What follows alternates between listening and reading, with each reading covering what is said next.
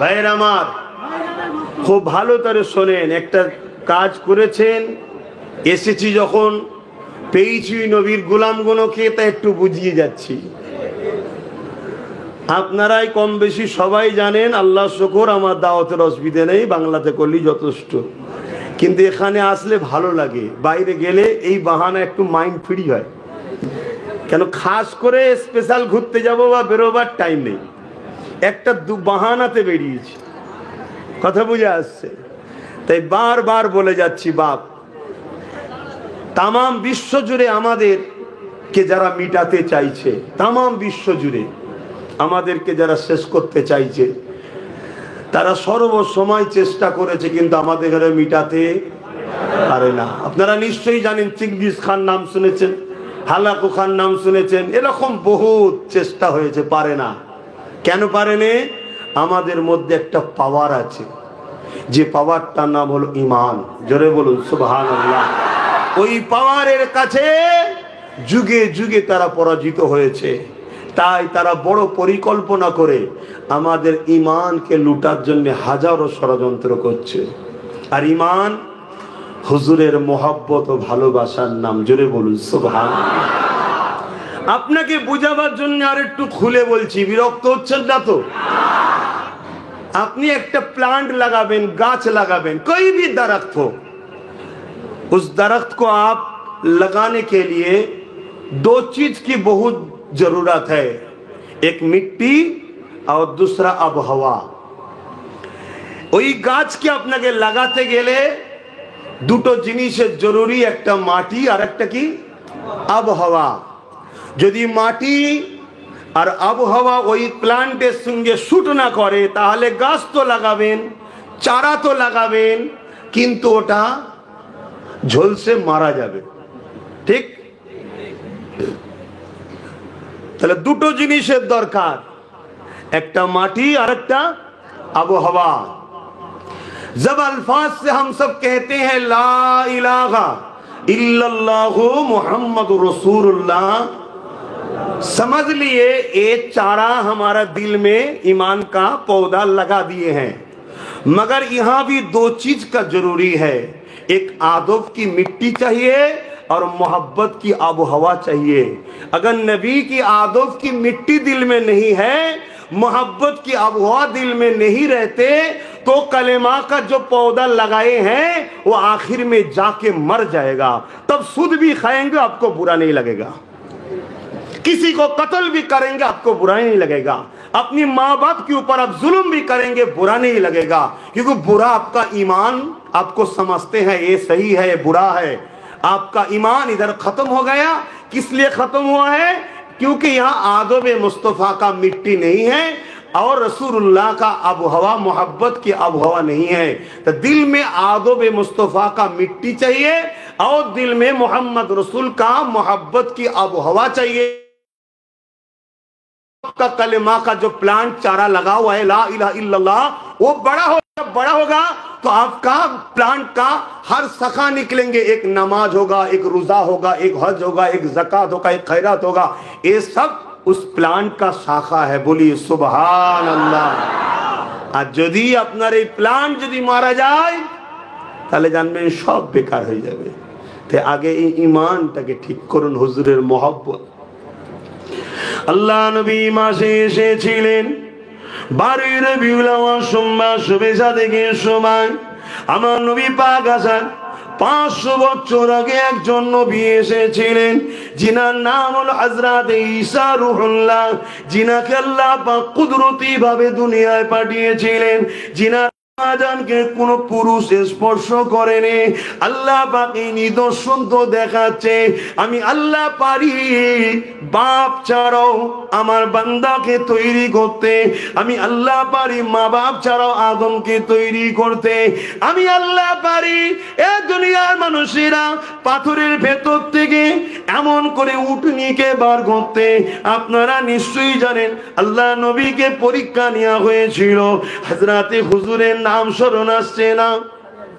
হযরতে সালেহ আলাইহিস সালামকে তিনার উম্মতেরা পরীক্ষা নিয়েছিল, এই পাথরের ভেতর থেকে আপনি একটা উটনিকে বার করুন, যে উটনিটা এমন করে প্রেগনেন্ট থাকবে, তার পেটে সন্তান থাকবে, এমন একটা উটনিকে বার করুন। হযরত সালেহ আলাইহিস পাথরের কাছে গেলেন, ওই পাহাড় থেকে একটা উটনি বের হলো, ওই উট পেটে বাচ্চা ছিল, বাচ্চা প্রস্রাব হলো, সেও দুধ পান করতে লাগলো।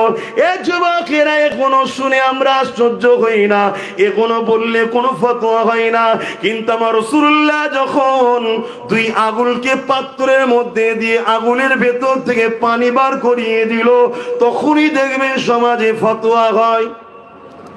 কথা কিছু বুঝছেন না? আল্লাহ বা নবী আলাইহিস সালামদেরকে মুজিজা দেয়। কেন মুজিজা দেয়? সামনে অলুক আজিজ করনে কে লিয়ে, সামনে যারা আছে তাদেরকে অ্যাট্রাকশন করার জন্য মুজিজা দেয়। মুসা আলাইহিস সালামকে মুজিজা দিয়েছিল, আশা দিয়েছিল, লাঠি দিয়েছিল।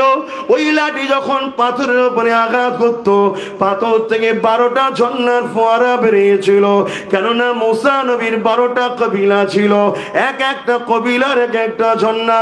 আর আমার নবী পাক আল্লাহ তো নবীদের নবী করেছে, ইমামুল আম্বিয়া করেছে, সমস্ত নবীদের সরদার করেছে।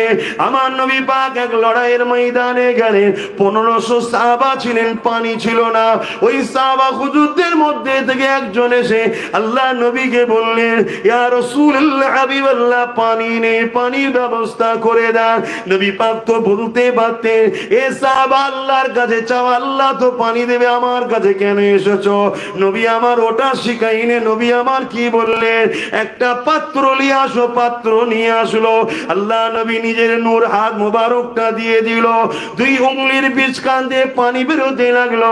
সাহাবা হুজুররা বলতে লাগলে, আমরা নিজেরা পানি পান করলাম, গোসল করলাম, প্রয়োজনীয় জন্যে পাত্রে জমা করে রাখলাম, এবং আমাদের পশুগুলোকেও পান করালাম।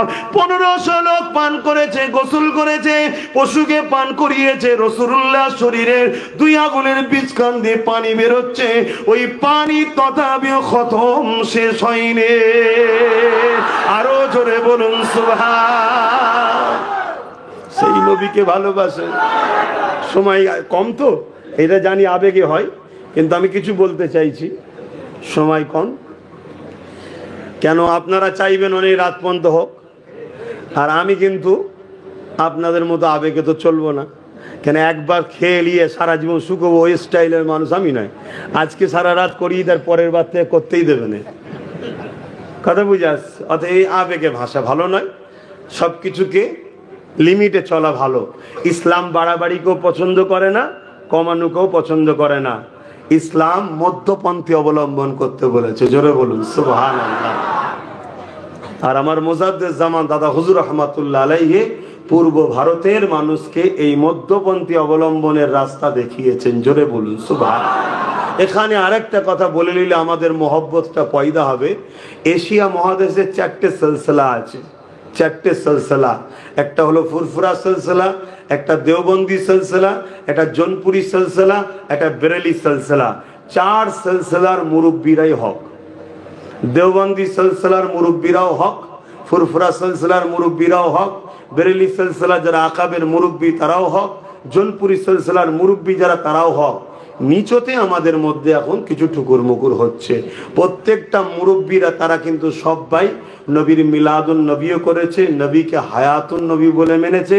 এবং দেওবন্দ মাদ্রাসার যিনি প্রতিষ্ঠাতা মৌলানা কাসেম নান্তুবি সাহেব, তিনি বলেছেন নবী পাক সাল্লাল্লাহু আলাইহি ওয়াসাল্লাম হায়াতুন নবী বলেই তো নবীর স্ত্রীদের বিবাহ করা হারাম। কথা বুঝে আসছে?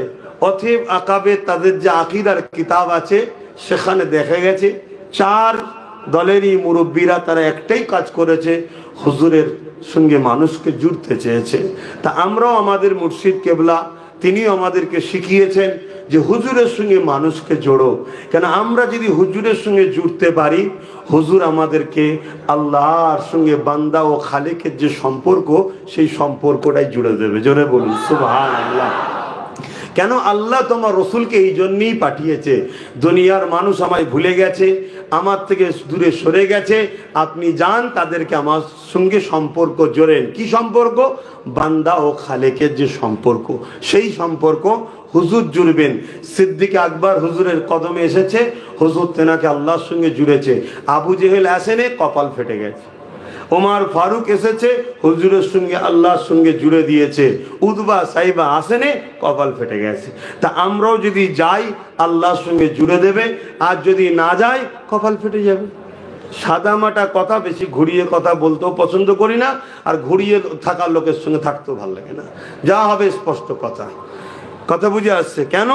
পৃথিবীর সর্বশ্রেষ্ঠ, দোনো জাহানের, আল্লাহর সৃষ্টির সর্বশ্রেষ্ঠ, ইন্নাকা লাআলা খুলুকিন আযীম, সবথেকে শ্রেষ্ঠ চরিত্রওয়ালা হলো আল্লাহ নিজে বলছেন মুহাম্মদুর রাসূল সাল্লাল্লাহু আলাইহি সাল্লাম। সেই নবীর হয়ে কথা বলতে বসেছি। অতএব এখানে ঘুরিয়ে টুরিয়ে বলার কোনো ব্যাপার নাই। ব্যক্তিগত কারোর সঙ্গে দুশ্মনীও নাই, বন্ধুও নাই। মান আহাব্বা লিল্লাহ ওয়া আবগাদা লিল্লাহ ওয়া আতা লিল্লাহ ওয়া মানা লিল্লাহ ফাকাদ ইসতাকমালাল ঈমান। আত্মীয়তা আলাদা জিনিস ভাই, কিন্তু মনে রাখবেন, বন্ধুত্ব আল্লাহর জন্যে, দুশ্মনী আল্লাহর জন্যে, আত্মীয়তা আল্লাহর জন্যে, বিচ্ছেদ আল্লাহর জন্যে। এরাই প্রকৃত ঈমান ও ঈমানের মজাটা পায়। জোরে বলুন সুবহানাল্লাহ। তাই আমাদের মাকসাদ এটাই যেন থাকে, না হয় কিন্তু সব বরবাদ হয়ে যাবে। তা হযরত ঈসা আলাইহিস সালাম দুনিয়ায় আসলেন। ঈসা আলাইহিস সালাম কে আল্লাহ অনেক বড় মুজিজা দিয়েছিলেন। ঈসা নবী মরা মানুষের কাছে যে বলতো কুম বিইজনিল্লাহ, ওঠো আল্লাহর হুকুমে, সঙ্গে সঙ্গে জিন্দা হয়ে যেত। জোরে বলুন সুবহানাল্লাহ।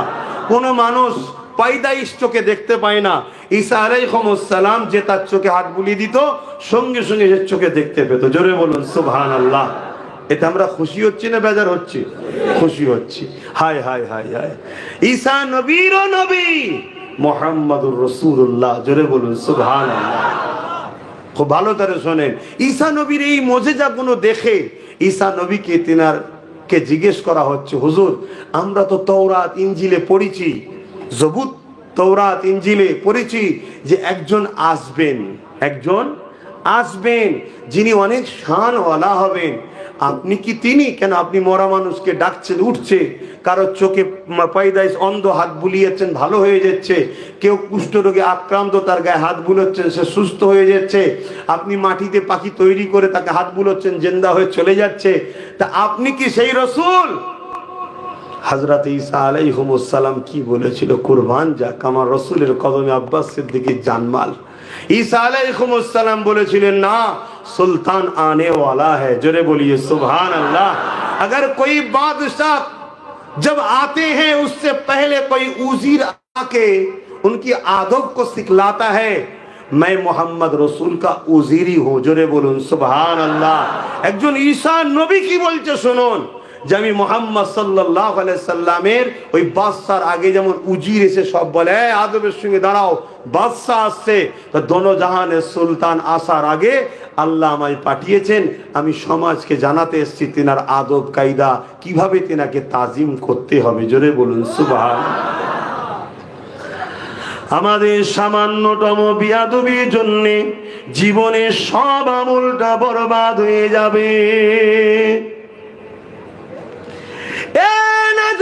তরুণেরা 100 বছর যদি হায়াত দেয়, 80-85 বছরের নামাজ, 80-85 বাড়ির হজ, আর হাজার হাজার মাদ্রাসা মসজিদ বানানো, সব একদিকে রেখে দেন, আর আমার রাসূলুল্লাহ জুতা মোবারক নিয়ে সামান্য যদি বেয়াদবি হয়ে যায়, ওই 100 বছরের আমল সব বরবাদ হয়ে যায়। আল্লাহ রাসূলুল্লাহ জুতা মোবারকের সঙ্গে বেয়াদবি করার জন্য ওই বান্দাকে জাহান্নামে ঢুকাবে, আর কোনোদিন বার করবে না। আর অপর দিকে একটা মানুষ চলতে গিয়ে অনেক তুতি বিচ্ছেদ করে ফেলেছে, কিন্তু হুজুরের মহব্বত আর ভালোবাসায় পাকাপোক্ত রয়েছে, ওই মানুষটা যদি অন্যায় করার জন্য জাহান্নামে ঢুকবে, ওর মেয়াদ কেটে যাওয়ার পর ঈমান থাকার জন্য আল্লাহ ওকে একদিন না একদিন জান্নাতি অবশ্যই বানাবে। এ যুবকেরা তরুণেরা তাই বলে দিয়ে যায়, ঘর বাড়ি গ্রাম ছেড়ে দিয়ে বিদেশে কর্মের জন্য পড়ে আছে, কাজ শেখেন, ধর্ম শিখতে যাবেন না, কাজ করেন, নতুন কোন দিন শিখতে যাবেন না। আমার রাসূলুল্লাহকে মুহাব্বত যেখানে হবে, আমার নবীর তাজিম যেখানে পাবেন, আমার নবীর বয়ান যেখানে বেশি বেশি পাবেন, দিল লাগিয়ে লাগিয়ে বসুন। কেননা হযরতে এমন করে ইমামে গজ্জালী রাহমাতুল্লাহ আলাইহি জিনার মতো আলেম আজকের দিনে পৃথিবীর জমিনে একটাও পাওয়া যাবে না, একটাও পাওয়া যাবে না। এত বড় তিনি আলেম ছিলেন। তিনি বলতে লেগেছে, যখন তোমাদের উপরে কোনো বালা আসবে, সেই বালা রাষ্ট্রীয় ভাবে হতে পারে, সেই বালা সংসার জীবনে হতে পারে, সেই বালা বিমার হতে পারে, সেই বালা তোমার কারবার ব্যবসা বাণিজ্যে লস হতে পারে। এই মুসিবত থেকে বাঁচার জন্য তোমার উপায় কি রয়েছে?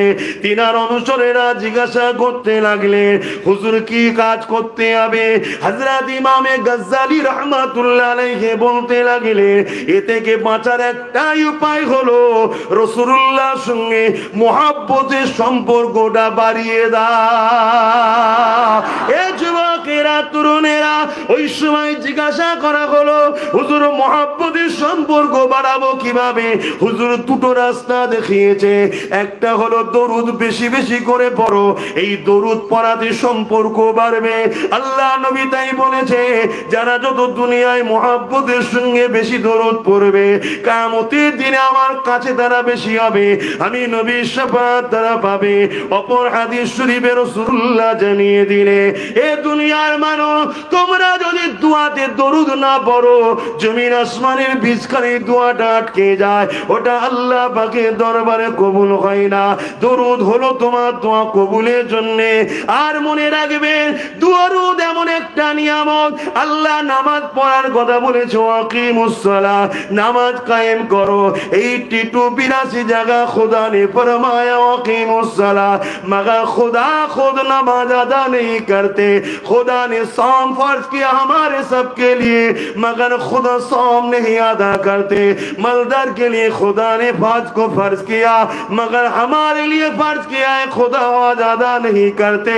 मलदर के लिए खुदा ने ज़कात फर्ज किया है, मगर खुदा ज़कात नहीं देते। फिर भी खुदा फरमा रहा है, इन्नल्लाह, बेशक मैं खुदा, व मलाइकतहु, मेरे साथ में फरिश्तों, युसल्लून अलन नबी, नबी पर दुरूद और सलाम का नजराना भेजते हैं। आखिर में खुदा ने फरमाया, या अय्युहल्लज़ीना आमनू, हर इंसान को खुदा ने नहीं बुलाया, जो लोग ईमान लाए हैं, सल्लो, तुम सब भी दुरूद पढ़ा करो, ओ सल्लिमू, एवं सलाम दाओ, तस्लीमा, आदब के साथ, मोहब्बत के साथ सलाम भेजा करो।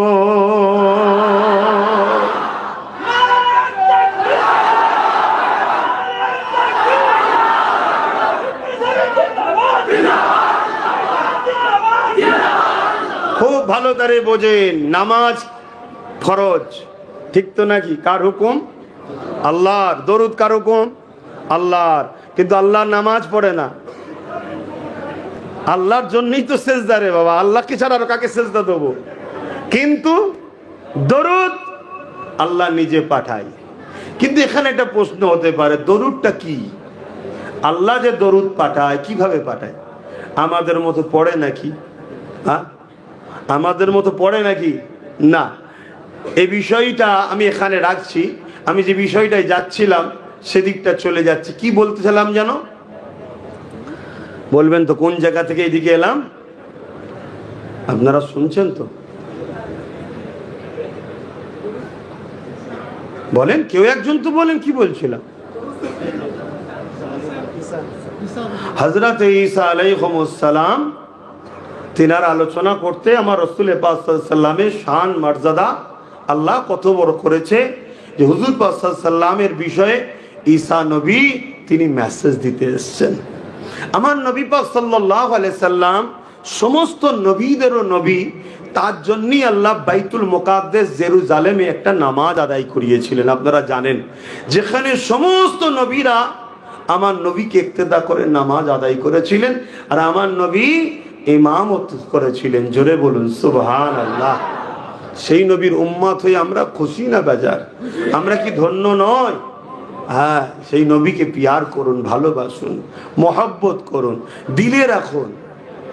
যেখানে আমার নবী পাকের আদব, ভক্তি, ভালোবাসা আছে, সেখানে আপনারা জুড়ে জুড়ে বসবেন। তরুণেরা, আল্লাহ পাক তিনি আয়াত নাজিল করে দিলেন, এ দুনিয়া মানুষেরা, তোমাদের গলার আওয়াজ যেন আমার হাবিবের আওয়াজের উপরে না চলে যায়। যদি চলে যায়, আমি আল্লাহ তোমাদের সমস্ত আমলকে বরবাদ করে দেবো। খুব ঠান্ডা মাথায় বুঝবেন, নবীর গলার আওয়াজের থেকে আওয়াজ যদি বেশি হয়ে যায়, তাহলে সমস্ত আমল বরবাদ হয়ে যাবে। নবীর সঙ্গে কোনো তর্কাতর্কি করেনি, নবীর বিরুদ্ধে নোংরা কটু কথা বলেছে তা বলেনি, শুধু বলেছে আওয়াজ যদি বেশি হয়ে যায়, তাহলে তোমাদের সমস্ত আমলকে বরবাদ করে দেওয়া হবে। এ যুবকেরা, তরুণেরা, বাপেরা, আমার নবী পাকের একজন সাহাবী ছিলেন, যিনার গলার আওয়াজটা বড় উচ্চ আওয়াজ ছিল। তিনি পায়দাইশ জোরে কথা বলে। অনেকে আমাদের মধ্যে আছে, দেখবেন নরমাল কথা বলে, কিন্তু মনে হবে যেন ঝগড়া করতে লেগেছে, আওয়াজটা একটু উঁচু। এই আয়াত যখন নাজিল হয়ে গেছে, ওই সাহাবী ঘরে গিয়ে দরজা দিয়ে কাঁদতে লেগেছে, আর দরজা খুলছে না। একদিন যাই, দুদিন যাই, 3 দিন হয়ে যায়। হুজুর আমার খোঁজ নিবার জন্য এক সাহাবীকে পাঠিয়ে দিলে। ওই সাহাবী তিনার বাড়িতে চলে আসলো, খোঁজ নিয়ে জানতে পারলো তিনি এইভাবে 3 দিন ঘরে দরজা বন্ধ করে দিয়ে, কখনো কোনো খাওয়া দাওয়া বন্ধ করে দিয়ে, শুধু জবান দিয়ে একটাই কথা বলছে, আমি ধ্বংস হয়ে গেলাম, আমি বরবাদ হয়ে গেলাম, আমি শেষ হয়ে গেলাম। এই যুবকেরা ওই সাহাবী হুজুরকে যে শোনালো, হুজুর আবার পাঠালেন, যাও সালাম দিয়ে জিজ্ঞাসা করো কি হয়েছে। ওই সাহাবী আবার ফিরে গেলেন, সালাম দিয়ে বলতে লাগলেন, কি হয়েছে হুজুর পাঠিয়েছে। ওই সাহাবী তখন বলতে লাগলো, আল্লাহ আয়াত নাজিল করে দিয়েছে, আমার রাসূলের গলার আওয়াজের উপরে কার আওয়াজ উঠে গেলে এমন করে তার আমলের সব বরবাদ হয়ে যাবে। তাই আমার কণ্ঠের আওয়াজ তো জোর হয়ে যায়, তাই আমি মনে হয় ধ্বংস হয়ে গেলাম, বরবাদ হয়ে গেলাম। হুজুরের কাছে খবরটা চলে আসলো, আল্লাহ নবী পায়গাম পাঠিয়ে দিলে, যাও, আমার সাহাবী তো ইচ্ছা করে না, কিন্তু আমার সাহাবীর ডর, ভয়, আমার মহব্বত, ভালোবাসা, আল্লাহ বড় খুশি হয়ে গেছে। আমার নবীর পায়গাম জানিয়ে দাও, ওই সাহাবীটা হলো জান্নাতি। আরো জোরে বলুন সুবহান। কবে কিয়ামত হবে? কবে দুনিয়া শেষ হবে, বিচার হবে, ময়দানে মাশর হবে, কানা মিকদারু 50 আলফা সানাতিন, 50,000 বছরের একটা দিন হবে, সব বাকি আছে। এখনই নবী বলছে জান্নাতি। কি বুঝছেন? নবীর ক্ষমতা আছে না নাই? এই ক্ষমতা নবীকে দিয়েছেন কে? আকীদা ঠিক করুন, আকীদা ঠিক করুন। হুজুর কিছু কিছু জানে, কিছু কিছু জানে না, এই আকীদা হলে ঈমান চলে যাবে। সব থেকে বড় গোপন হলো আল্লাহ নিজে হুজুরকে নিজেই দিদার দিয়ে দিয়েছে। জোরে বলুন সুবহানাল্লাহ। আমার হুজুর জানিয়ে দিচ্ছে। এ নওজোয়ান তরুণেরা, এ নবী পাকের প্রেমিকেরা, আমরা মহব্বত ওয়ালা মানুষ, প্রেম ভালোবাসা মানুষ, প্রেমের কথা বলা পছন্দ করি। আপনাদের অসুবিধা হচ্ছে না তো? আসুন, আমার নবী পাকের মিলাদের উদ্দেশ্য করে মাহফিল করেছেন, একটু মিলাদের আলোচনা করে নি এবং ফায়দা কি শুনি। হযরত আবু বকর সিদ্দিক রাদিয়াল্লাহু তাআলা তো বললেন, কানা রাফিক ফিল জান্নাত। এবার নবী পাকের ঘরের কথা একটা বলি। নবী পাকের চাচা যান হযরত আব্বাস রাদিয়াল্লাহু তাআলা, জিনার নামে আল্লাহ আমার আব্বা আম্মা আমার নাম রেখেছে হযরত আব্বাস রাদিয়াল্লাহু তাআলা, তিনি তিনার এলাকার মানুষদেরকে দাওয়াত দিয়েছে। আজকে যেমন জলসা কমিটি আপনাদের সবাইকে দাওয়াত দিয়েছে, আসেন সবাই চলে আসেন, আল্লাহ শ্রেষ্ঠ নিয়ামতের চর্চা হবে, আল্লাহর বন্ধুর চর্চা হবে, রাহমাতাল লিল আলামিনের চর্চা হবে, ঈদে মিলাদুন নবীর আলোচনা হবে। আল্লাহ নবী চাচা হযরত আব্বাস রাদিয়াল্লাহু তাআলা তিনি এলাকার মানুষদেরকে দাওয়াত দিলে, এলাকার মানুষেরা সবাই চলে আসো, আমার বাড়িতে সবাই আসো, আজকে আল্লাহর শ্রেষ্ঠ নিয়ামতের আলোচনা হবে, আমার নবী পাকের মাউলুদের আলোচনা হবে। এই যুবকেরা এলাকার মানুষ জড়ো হয়েছে, আল্লাহ নবী চাচা যান ওখানে খিতাব করছে, আলোচনা করছে, বয়ান করছে। আল্লাহ নবী রাস্তা দিয়ে যেতেছিল, নবী পাককে দেখে সাহাবা হুজুররা উঠে দাঁড়িয়ে পড়লে, নবী পাককে সালাম দিতে লাগলে, আল্লাহ নবীকে বলতে লাগলে, ইয়া রাসূলুল্লাহ হাবিবাল্লাহ আপনি আমাদের মাহফিলে একটু আসো, কেননা আমরা আপনার মাউলুদের আলোচনা করি। আল্লাহ নবী কি উত্তর দিয়েছিলেন শোনো, এ বাবা সাহাবারা, এ আমার প্রতিবেশীরা, আমি নবী অবশ্যই তোমাদের মাহফিলে যাব, কেননা আমি নবী যা দেখি তোমরা তা দেখতে পাও না। এই কথাটাকে নোট করুন, আমি নবী যা দেখি তোমরা তা দেখতে পাও না। কাদেরকে বলছে? সাহাবা হুজুরদেরকে। আমি নবী যা দেখি তোমরা তা দেখতে পাও না। তার মানে সাহাবারা নবীর মতো নয়, তাই সাহাবারা দেখতে পায় না। যদি সাহাবারা নবীর মতো হতো, নবী যা দেখে সাহাবারাও তাও দেখতো। এ যুবকেরা, তরুণেরা, আল্লাহ নবী বললেন অবশ্যই আমি যাব, কেন আল্লাহ আমাকে দেখাতে লেগেছে। তোমরা মজলিস বানিয়েছো, শুধু তোমরা আছো তা নয়, আল্লাহর অগণিত রহমতের ফেরেশতারা তারা দলে দলে সারি সারি দিয়ে এই জান্নাতি মজলিসে হাজির হতে লেগেছে।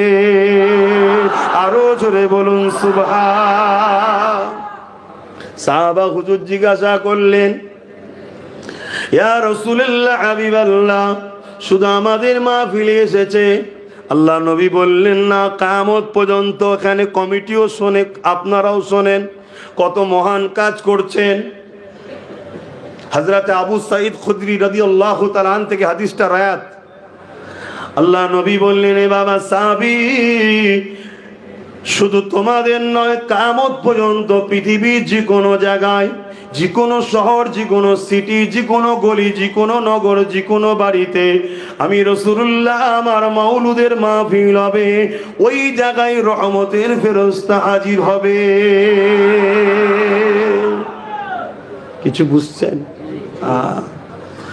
দেওবন্দি ভাইদের একজন বড় আলেম আছেন, হযরতে মাওলানা আশরাফ আলী থানভী সাহেব। তিনি কিতাবের মধ্যে লিখছে, মুসিবত থেকে উদ্ধার হওয়ার জন্য উচিত হলো রসুলের আলোচনা বেশি বেশি করা হোক। জোরে বলুন সুবহানাল্লাহ। আর আমি সেই একটা বলি, আর একটা বাকি রয়েছে, গাজ্জালি হুজুর, ইমাম গাজ্জালি হুজুরের মনে পড়ছে? তা দ্বিতীয়টা কি বলেছিল? মুসিবত থেকে বাঁচার। আজকে আমরা মুসিবতে আছি না নাই? খারাপ নেবেন না, মুসিবতে আছি না নাই? সত্য কথাতে ভয় খাবার কিছু নেই। চারিদিকে দেখুন না কি হচ্ছে, কার ফ্রিজে কি আছে খুঁজে খুঁজে বার করা হচ্ছে। কি হচ্ছে না? যেখানে সেখানে মেরে দেওয়া হচ্ছে না, হয়নি? বোনেদের নেকা পর্দা ধরে টানাটানি হচ্ছে না, হয়নি? এটা মুসিবত তো, বালা তো, এটা বালা। এ থেকে রক্ষা পাওয়ার উপায় ইমাম গাজ্জালি হুজুর বলছেন, নবীর প্রেম বাড়াও। নবীর প্রেম বাড়াবার উপায় কি? 1 নম্বর দরুদ, দ্বিতীয় আশরাফ আলী থানভী সাহেব কি বললো? বেশি বেশি নবীর আলোচনা। এমনকি তিনি বলছেন, একটা সময় আমি মহামারী এসেছিল, সবাই ঘরে বন্দি, যেমন কিছুদিন আগে আমাদের বেলায় এলো না করোনা, এটা মাঝে মাঝে আসে, যুগে যুগে আসে। তো ওই সময় উনি বলছেন যে আমার পিরিয়ড এসেছিল, আমি হুজুরের জীবনী লেখা শুরু করলাম, যেদিন লিখতে শেষ করলাম সেই দিন দুনিয়া থেকে মহামারীটাও খতম হলো। বলুন সুবহানাল্লাহ। কথা কিছু বুঝে আসছে? শুধু আমরা হুজুরের প্রেমের কথা বলি তা নয় রে বাবা, সবাই হুজুরকে ভালোবাসে, কিন্তু আজ কিছু মানুষ চেষ্টা করছে আমাদের ঘরে হুজুরের প্রেম থেকে সরাবার। তো একটু বেশি বেশি আরো আলোচনার দরকার আছে, আছে না নাই? তো হযরতে ইমামে গাজ্জালি রাহমাতুল্লাহ আলাইহি তিনি বলছেন, তিনি একজন মুজাদ্দিদ ছিলেন। তিনি বলছেন দ্বিতীয় অবস্থান হলো রসুলের ওপরে, প্রথম নম্বর দরুদ, দ্বিতীয় নম্বর হলো নবীর জীবনী বেশি বেশি করে পড়ো। জোরে বলুন সুবহানাল্লাহ। কেন পড়লে প্রেম বাড়বে। আমার নবীর জীবনী পৃথিবীতে যত শিক্ষিত সভ্য সমাজের লোকেরা পড়ছে আজকের দিন পর্যন্ত, যারাই পড়ছে তারাই 1 বছর 2 বছর 3 বছর 4 বছর পর কলেমা পড়ে রসুলের গোলাম হয়ে যাচ্ছে। জোরে বলুন সুবহানাল্লাহ। কেন এটা এত সুন্দর, এত সুন্দর আখলাক, এত সুন্দর আদর্শ, এত সুন্দর ব্যক্তিত্ব। ইনার জীবনী পড়লে কেউ ইনার দিবানা হওয়া ছাড়া উপায় নাই। আর ইনার দিবানা যে হবে, বালা মুসিবত যাই হোক না কেন সবাই তার গোলাম হয়ে থাকবে, কেউ মাথা তুলবে না। জোরে বলুন সুবহানাল্লাহ। কি এটা বিশ্বাস তো নাকি?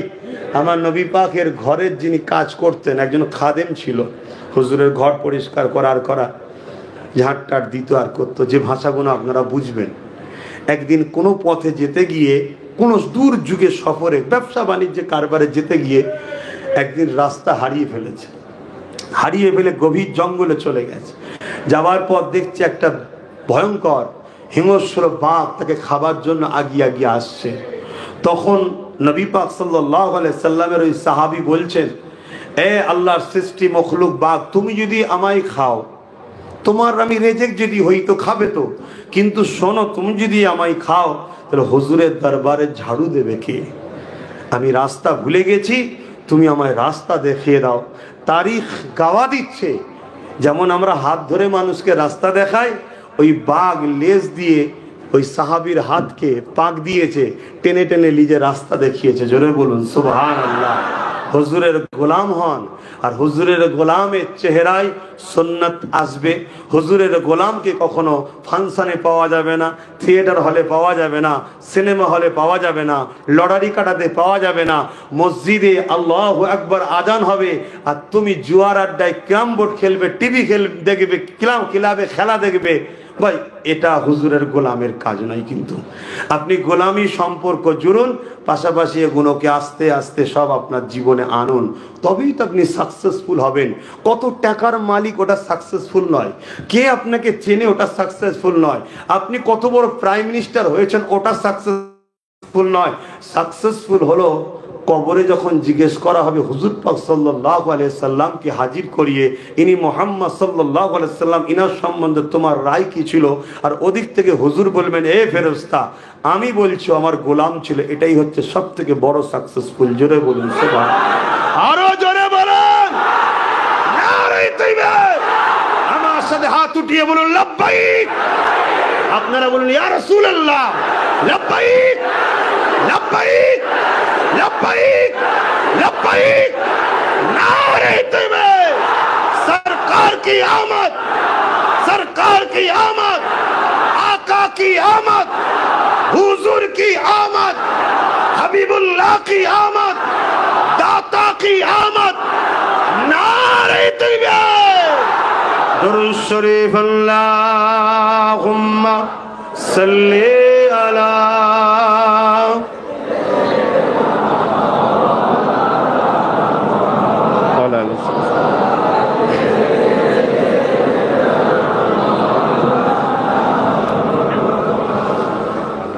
रहमत बरस रही है दरबार मुस्तफा में, बिन मांगे मिल रहा है दरबार मुस्तफा में।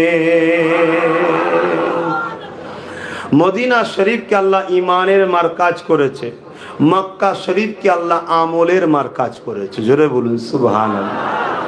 মক্কা শরীফে 1 রেকাত নামাজ পড়লে 1 লক্ষ রেকাত নামাজের সওয়াব, আর মদিনা শরীফে 1 রেকাত নামাজ পড়লে 50,000 রেকাতের সওয়াব।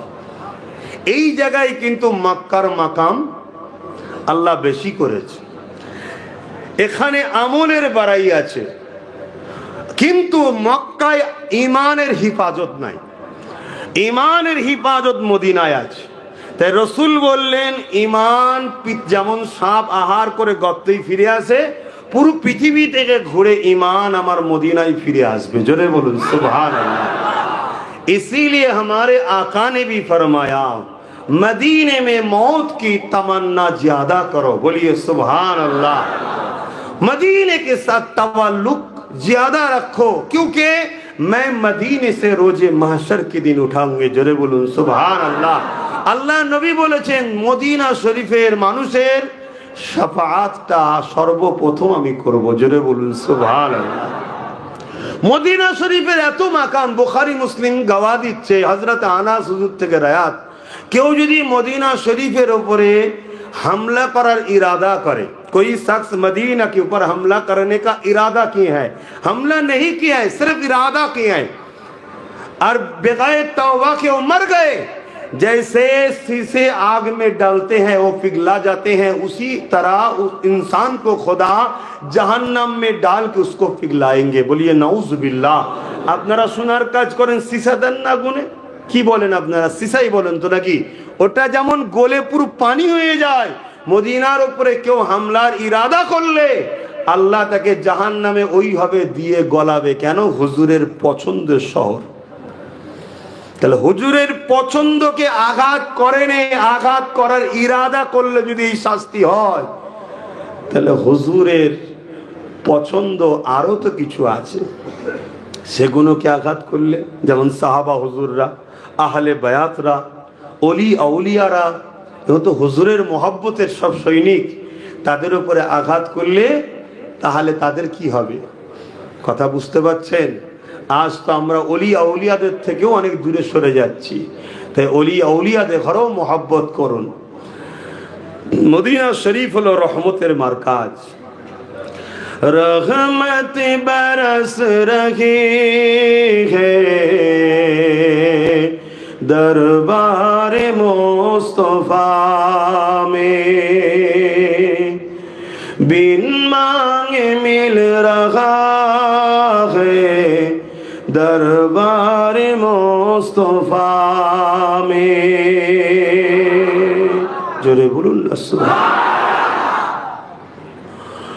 उन पर दुरूद हरदम, उन पर सलाम हरदम, उन पर दुरूद हरदम, उन पर सलाम हरदम, हर एक पर रहा है दरबार मुस्तफा में, बिन मांगे मिल रहा है दरबार मुस्तफा में। आंसू जो बह रहे हैं सब हाल कह रहे हैं, आंसू जो बह रहे हैं सब हाल कह रहे हैं, लब कौन खोलता है दरबार मुस्तफा में, लब कौन खोलता है दरबार मुस्तफा में, बिन मांगे मिल रहा है दरबार मुस्तफा में, लब कौन खोलता है दरबार मुस्तफा में। सीने पे हाथ रख के मैं दिल को ढूंढता हूँ, सीने पे हाथ रख के मैं दिल को ढूंढता हूँ, दिल मुझको ढूंढता है दरबार मुस्तफा में, दिल मुझको ढूंढता है दरबार मुस्तफा में, बिन मांगे मिल रहा है दरबार मुस्तफा में, रहमत बरस रही है दरबार मुस्तफा में।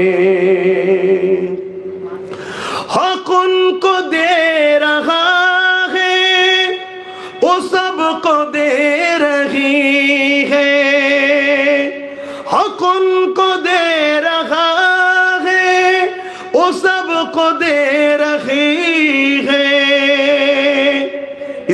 तो बुखारी में फरमाया अना कासिमुल्लाह युती, दूसरा हदीस अना कासिमुल्लाह मुती, देने वाला मौला बेशक अल्लाह है मगर बढ़ते हमारा नबी। बोलिए सुभान अल्लाह।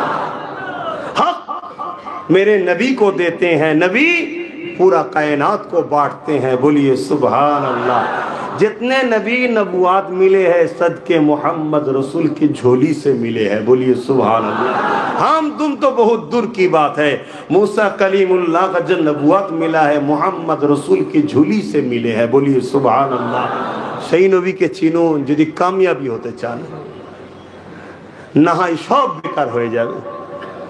हक उनको दे रखा है वो सबको दे रही है, हक उनको दे रखा है वो सबको दे रही है, देने का इंतहा है दरबार मुस्तफा में, देने का इंतहा है दरबार मुस्तफा में, बिन मांगे मिल रहा है दरबार मुस्तफा में, रहमत बरस रही है दरबार मुस्तफा में। अल्लाहुम्मा सल्ली अला सय्यिदिना मौलाना मुहम्मद वाला आली।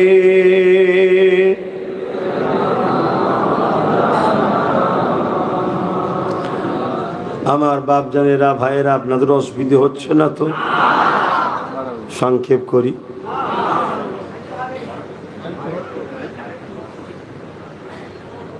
আর ছোট করি। আর একটুখানি যখন বলতে বলে আমার রাসূলের মিলাদ নিয়ে বলতে গিয়ে তো অন্যদিকে চলে গিয়েছিলাম। হযরতে আব্বাস রাদিয়াল্লাহু তাআলা আনহু হুজুরের হাদিসটা কমপ্লিট করি। আল্লাহ নবী বললেন যেখানে আমার মিলাদ হবে ফেরেশতা আসবে, নবীর মিলাদ হলে ফেরেশতা আসবে, খুশি না বেজার? প্রত্যেকের উচিত ঘরে ঘরে মিলাদ করা। কিভাবে মিলাদ করবেন? আপনি বাপ আপনার বাচ্চাদের নিয়ে বসুন, স্ত্রীকে ডাকুন, 4 জন 5 জন বসবেন, কিছু মিঠাই কিনুন। আপনি বসে গিয়ে বলুন শোনো 570 খ্রিস্টাব্দে 12 রবিউল আউয়াল সোমবার শুভেচ্ছা দিকের সময় রাহমাতাল লিল আলামিন এসেছিল অন্ধকার পৃথিবীকে আলোকিত করার জন্য। রাত আল্লাহর কাছে বলেছিল আমার ভাগে পাঠান, দিন আল্লাহর কাছে বলেছিল আমার ভাগে পাঠান। কিছুই দিন না বলতে পারেন, এতটুকু বললেই হক আদায় হবে। করা দরকার আছে না নাই? তরুণেরা হযরত আব্বাস রাদিয়াল্লাহু তাআলা শুনে বড় খুশি হলেন। আল্লাহ নবী বললেন চাচা কি আলোচনা করছেন শুনি। হযরত আব্বাস রাদিয়াল্লাহু তাআলা বলতে লেগেছে ইয়া রাসূলুল্লাহ হাবিবাল্লাহ, আমি আপনার শিশুবেলার কথা শোনাতে লেগেছি। এই বলে হুজুর আমার দাঁড়িয়ে গিয়ে আলোচনা করতে লাগলে নবী পাকের চাচা আলোচনা করে নবী শুনতে লেগেছে। কি আলোচনা করতে লেগেছে? এ আমার প্রতিবেশীরা শোনো, আমি আব্বাস যখন আমার দয়া নবী দুনিয়ায় এলো, আমি একদিন পূর্ণিমা চাঁদে এমন করে চৌদ্দবী রাত যাকে বলা হয়, ওই পূর্ণিমা রাতেতে আমি আমার রাসূলুল্লাহকে দেখতে গেলাম। শিশু বাচ্চা নবী শোয়ানো রয়েছে।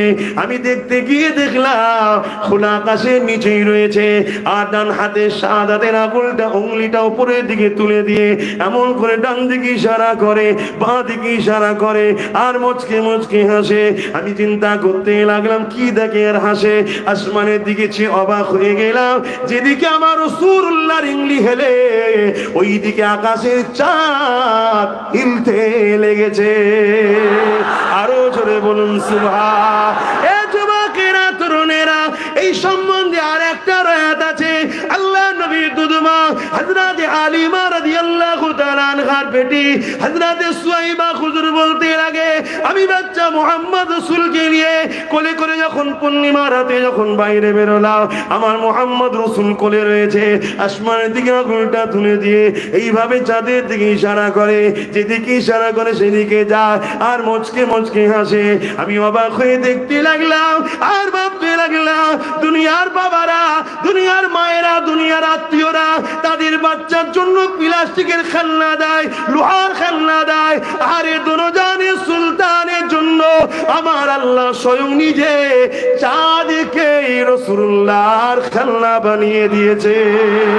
আরো জোরে বলুন সুবহান।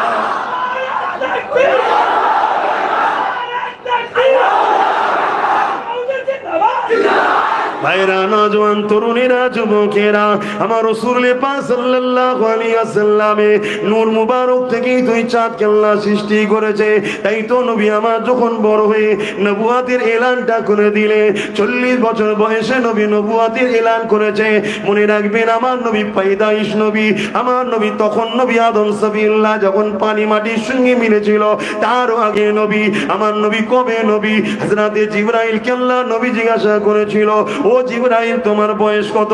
হযরতে জিবরাইল বলেছে, ইয়া রাসূলুল্লাহ, হাবিবাল্লাহ, আমাকে আল্লাহ যখন সৃষ্টি করেছে, আল্লাহর আরশ আর আল্লাহর আরশের নিচে একটা নূরের পর্দা ছাড়া আর কিছু ছিল না। কিন্তু আমি জিবরাইল যখন রূপ পেলাম, আমি চোখটা খুলে দেখলাম ওই আল্লাহর আরশ আজিমের নিচের পর্দায় একটা তারা চমক উঠলো। ওই নূরের তারাকে দেখে আমি জিবরাইল বড় দিবানা হয়ে গেলাম। এত সুন্দর সে আলো নূর ছিল, আমি দেখার জন্য তামান্না করতে লাগলাম। 70,000 বছর অপেক্ষা করলাম, তারপর আবার একবার চমকে উঠলো, আবার দেখার জন্য দিবানা হয়ে রইলাম। 70,000 বছর পর আবার একবার চমকালো, ইয়া রাসূলুল্লাহ, ইয়া হাবিবাল্লাহ, ওই তারাটা মোট 70,000 বছর ছাড়া ছাড়া ছাড়া ছাড়া একবার করে চমকায়। ওই তারাটাকে আমি 72,000 বার দেখেছি। ইয়া রাসূলুল্লাহ, হাবিবাল্লাহ, এই হিসাবটা আমি দিতে পারবো। আল্লাহ নবী বলেছে, জিবরাইল রে, ওই তারাটা হলো তোমার নবী মুহাম্মাদুর রাসূলুল্লাহ। আল্লাহ যদি পেতে চান, নবীকে ধরেন, নবীকে ধরে। কেন আল্লাহ কোরআনে জানিয়ে দিলে, কুল ইন কুনতুম তুহিব্বুনাল্লাহা ফাত্তাবিউনি ইউহিব্বুকুমুল্লাহ ওয়া ইয়াগফির লাকুম যুনুবাকুম, আল্লাহু গফুরুর রহিম। বড় কাবলাম কুল यानी फरमाइए, आप फरमाइए, रसूल को फरमाने के लिए खुदा ने फरमा रहा है। बड़ो कबलम कुल माना फरमाइए, इन कुंतुम तुहिब्बुनल्लाह, जो शख्स कहते मैं रब ताला को मोहब्बत करता हूँ, इन लोगों का दावा सच है, तो फत्ताबिउनी, पहले आपको इत्तिबा करना होगा, आपको फॉलो करना होगा। यानी मोहम्मद रसूल को पहले इत्तिबा करना होगा, मोहम्मद रसूल को पहले फॉलो करना होगा। ए दुनिया मनुष्यरा, কাউকে ইত্তেবা করতে গেলে, কাউকে ফলো করতে গেলে मोहब्बत दिले रखते হবে। लिहाजा फत्ताबिउनी के अंदर प्यार छुपा हुआ है, माना ये जाहिर हुआ, फत्ताबिउनी मोहब्बत के साथ नबी को अगर कोई मान ले, खुदा ने फरमाने लगा युहिब्बुकुमुल्लाह, আমি আল্লাহ তাকে ভালোবেসে নেব। তাহলে আল্লাহর ভালোবাসা যদি পেতে চায়, নবীকে ভালোবেসে ইত্তেবা করো, নবীকে ভালোবেসে মেনে নাও, নবীকে ভালোবেসে ফলো করো। যদি এটা করতে পারো, আল্লাহ তোমাকে ভালোবাসবে। আর আল্লাহ যাকে ভালোবাসবে তার দুনিয়াও টেনশন নেই, আখিরাতও টেনশন নাই। কারণ আল্লাহ বলে দিল, ওয়াগফির লাকুম যুনুবাকুম আল্লাহু গফুরুর রহিম, আমি আল্লাহকে তারা বড় দয়ালু মেহেরবান পাবে। তাদের জীবনে যা গুনাহ হয়েছে আমি আল্লাহ সব মাফ করে দেব। সাহাবা হুজুরদের বিষয়ে নবী আলোচনা করতে নিষেধ করেছে। শিক্ষার জন্য বলছি, হুজুর ভুল হলে ক্ষমা করবেন। দাইয়া কলবি নিজের কন্যাকে জ্যান্ত পুঁতে দিয়েছিল, তখন জাহিলিয়াতের যুগে ছিল, কিন্তু হুজুরকে ভালোবেসে মেনে নেওয়ার জন্য আল্লাহ তাকে ভালোবেসেছে। এই এত বড় পাপকেও আল্লাহ মাফ করে দিয়েছে। তাহলে আমার ঘরের ছেলে তুমি একটু ভুল করে ফেলেছি, ইয়ং বয়সে অন্যায় করে ফেলো, যদি হুজুরকে ভালোবেসে ফেলো, তাহলে আল্লাহ তোমায় ভালোবাসবে। আল্লাহ ভালোবেসলে তোমার এই পাপগুলো মাফ হবে না? হুজুরকে ভালোবাসো। আমরা হুজুরের গোলাম, আপনি মানেন তো নাকি? এনেছেন যখন গোলাম ধরে তো হুজুর হুজুরি তো করবে নাকি? যে যার নেতার গুণগান গায়, আমি তো আমার নেতার গুণগান গাইবো নাকি গো? আপনাদের অসুবিধা হচ্ছে না? দেখে নিয়ে এসেছেন একটা হুজুরের গোলাম দেখে, তা সে তো হুজুর হুজুরি করবে, সে তো অন্য কিছু করবে না। কেন করবে না? কেন আল্লাহ সর্বসময় ওয়ারাফা'না লাকা যিকরাক, मैंने आपका जिक्र बुलंद किए हैं आपके खातिर। बोलिए सुभान अल्लाह। আল্লাহ নবীর জিকিরকে বড় করেছে, শানওয়ালা করেছে, মাকামওয়ালা করেছে। কেন? নবীর খাতিরে, নবীকে খুশি করার জন্য। জোরে বলুন সুবহানাল্লাহ। কতটা বড় করেছে? নবী বলছেন আমার জিকিরকে আল্লাহ নিজের জিকিরের সঙ্গে শামিল করেছে, গণ্য করেছে। জোরে বলুন সুবহানাল্লাহ। অর্থাৎ সারা রাত ধরে যদি আমরা নবীর আলোচনা করি, আল্লাহ ফেরেশতাকে বলবে খাতায় লেখো সারা রাত ধরে ও আমারই আলোচনা করেছে। জোরে বলুন সুবহানাল্লাহ। কেন? হুজুরের আলোচনাটাই হলো কোরআন। হুজুরের আলোচনাটা কি? কানা খুলুকুল্লাহুল কোরআন, নবীর লাইফ স্টাইলটাই হলো কোরআন। জোরে বলুন সুবহানাল্লাহ। कुरान अगर समझना है तो मोहम्मद रसूल को फॉलो करना चाहिए। बोलिए सुभान अल्लाह। কেন? কোরআন নবী ছাড়া বোঝা যাবে না। খুব ভালো করে বুঝুন, ওটা কালামুল্লাহ, আল্লাহর কথা। আল্লাহর কথা বুঝতে গেলে আমার তোমার মতো লোক পারবে না। সিদ্দিকে আকবরের মতো মানুষ পারেনি, ফারুকি আজমের মতো লোক পারেনি। যদি পারতো তাহলে নবী বলতে এলাও কোরআন যে যা দিন বার করে লাও। কথা বুঝে আসছে? বুঝাবার জন্য স্পেশাল পাওয়ার দিয়ে আল্লাহ পাঠিয়েছে রাসূলুল্লাহকে। তিনি বোঝে, এমনকি জিবরাইলও বোঝে না, আমার রসুল বোঝে। জোরে বলুন সুবহানাল্লাহ। যদি বলেন এটা কি করে হয়, জিবরাইল তো নিয়ে এসছে না। হ্যাঁ, জিবরাইল তো শুধুমাত্র টেপ রেকর্ড, ওখান থেকে লোড হয়েছে, এখানে এসে খুলে দিয়েছে। কথা বুঝে আসছে? না হয় একদিন জিবরাইল আমার নবীর কাছে ওহী নিয়ে এসেছে, হুজুর আপ ফরমাই, আপ আমার রসুলকে বলছে আপনি পড়েন। কি পড়বো? আলিফ। আমার নবী বলছেন আগে চলো, লাম আগে চলো, মিম आगे चलो, जालिकल किताब ला रैब फी। हुजूर ने भी फरमाने लगा, पढ़ने लगा, ला रैब फी, जालिकल किताब ला रैब फी। हजरत जिब्राइल ने पूछने लगा, या रसूल अल्लाह, जब अलिफ लाम मीम फरमाने के लिए आपको फरमाइए, जब आप पढ़िए तब आपने फरमाया आगे चलिए, जालिकल किताब ला रैब फी। ये आपने भी तिलावत की है। राज क्या है? मेरे नबी ने फरमाया, जिब्राइल आलिफ का माना तुझे मालूम है? जिब्राइल ने फरमाना ला, मालूम नहीं। लाम मालूम नहीं, मीम मालूम नहीं।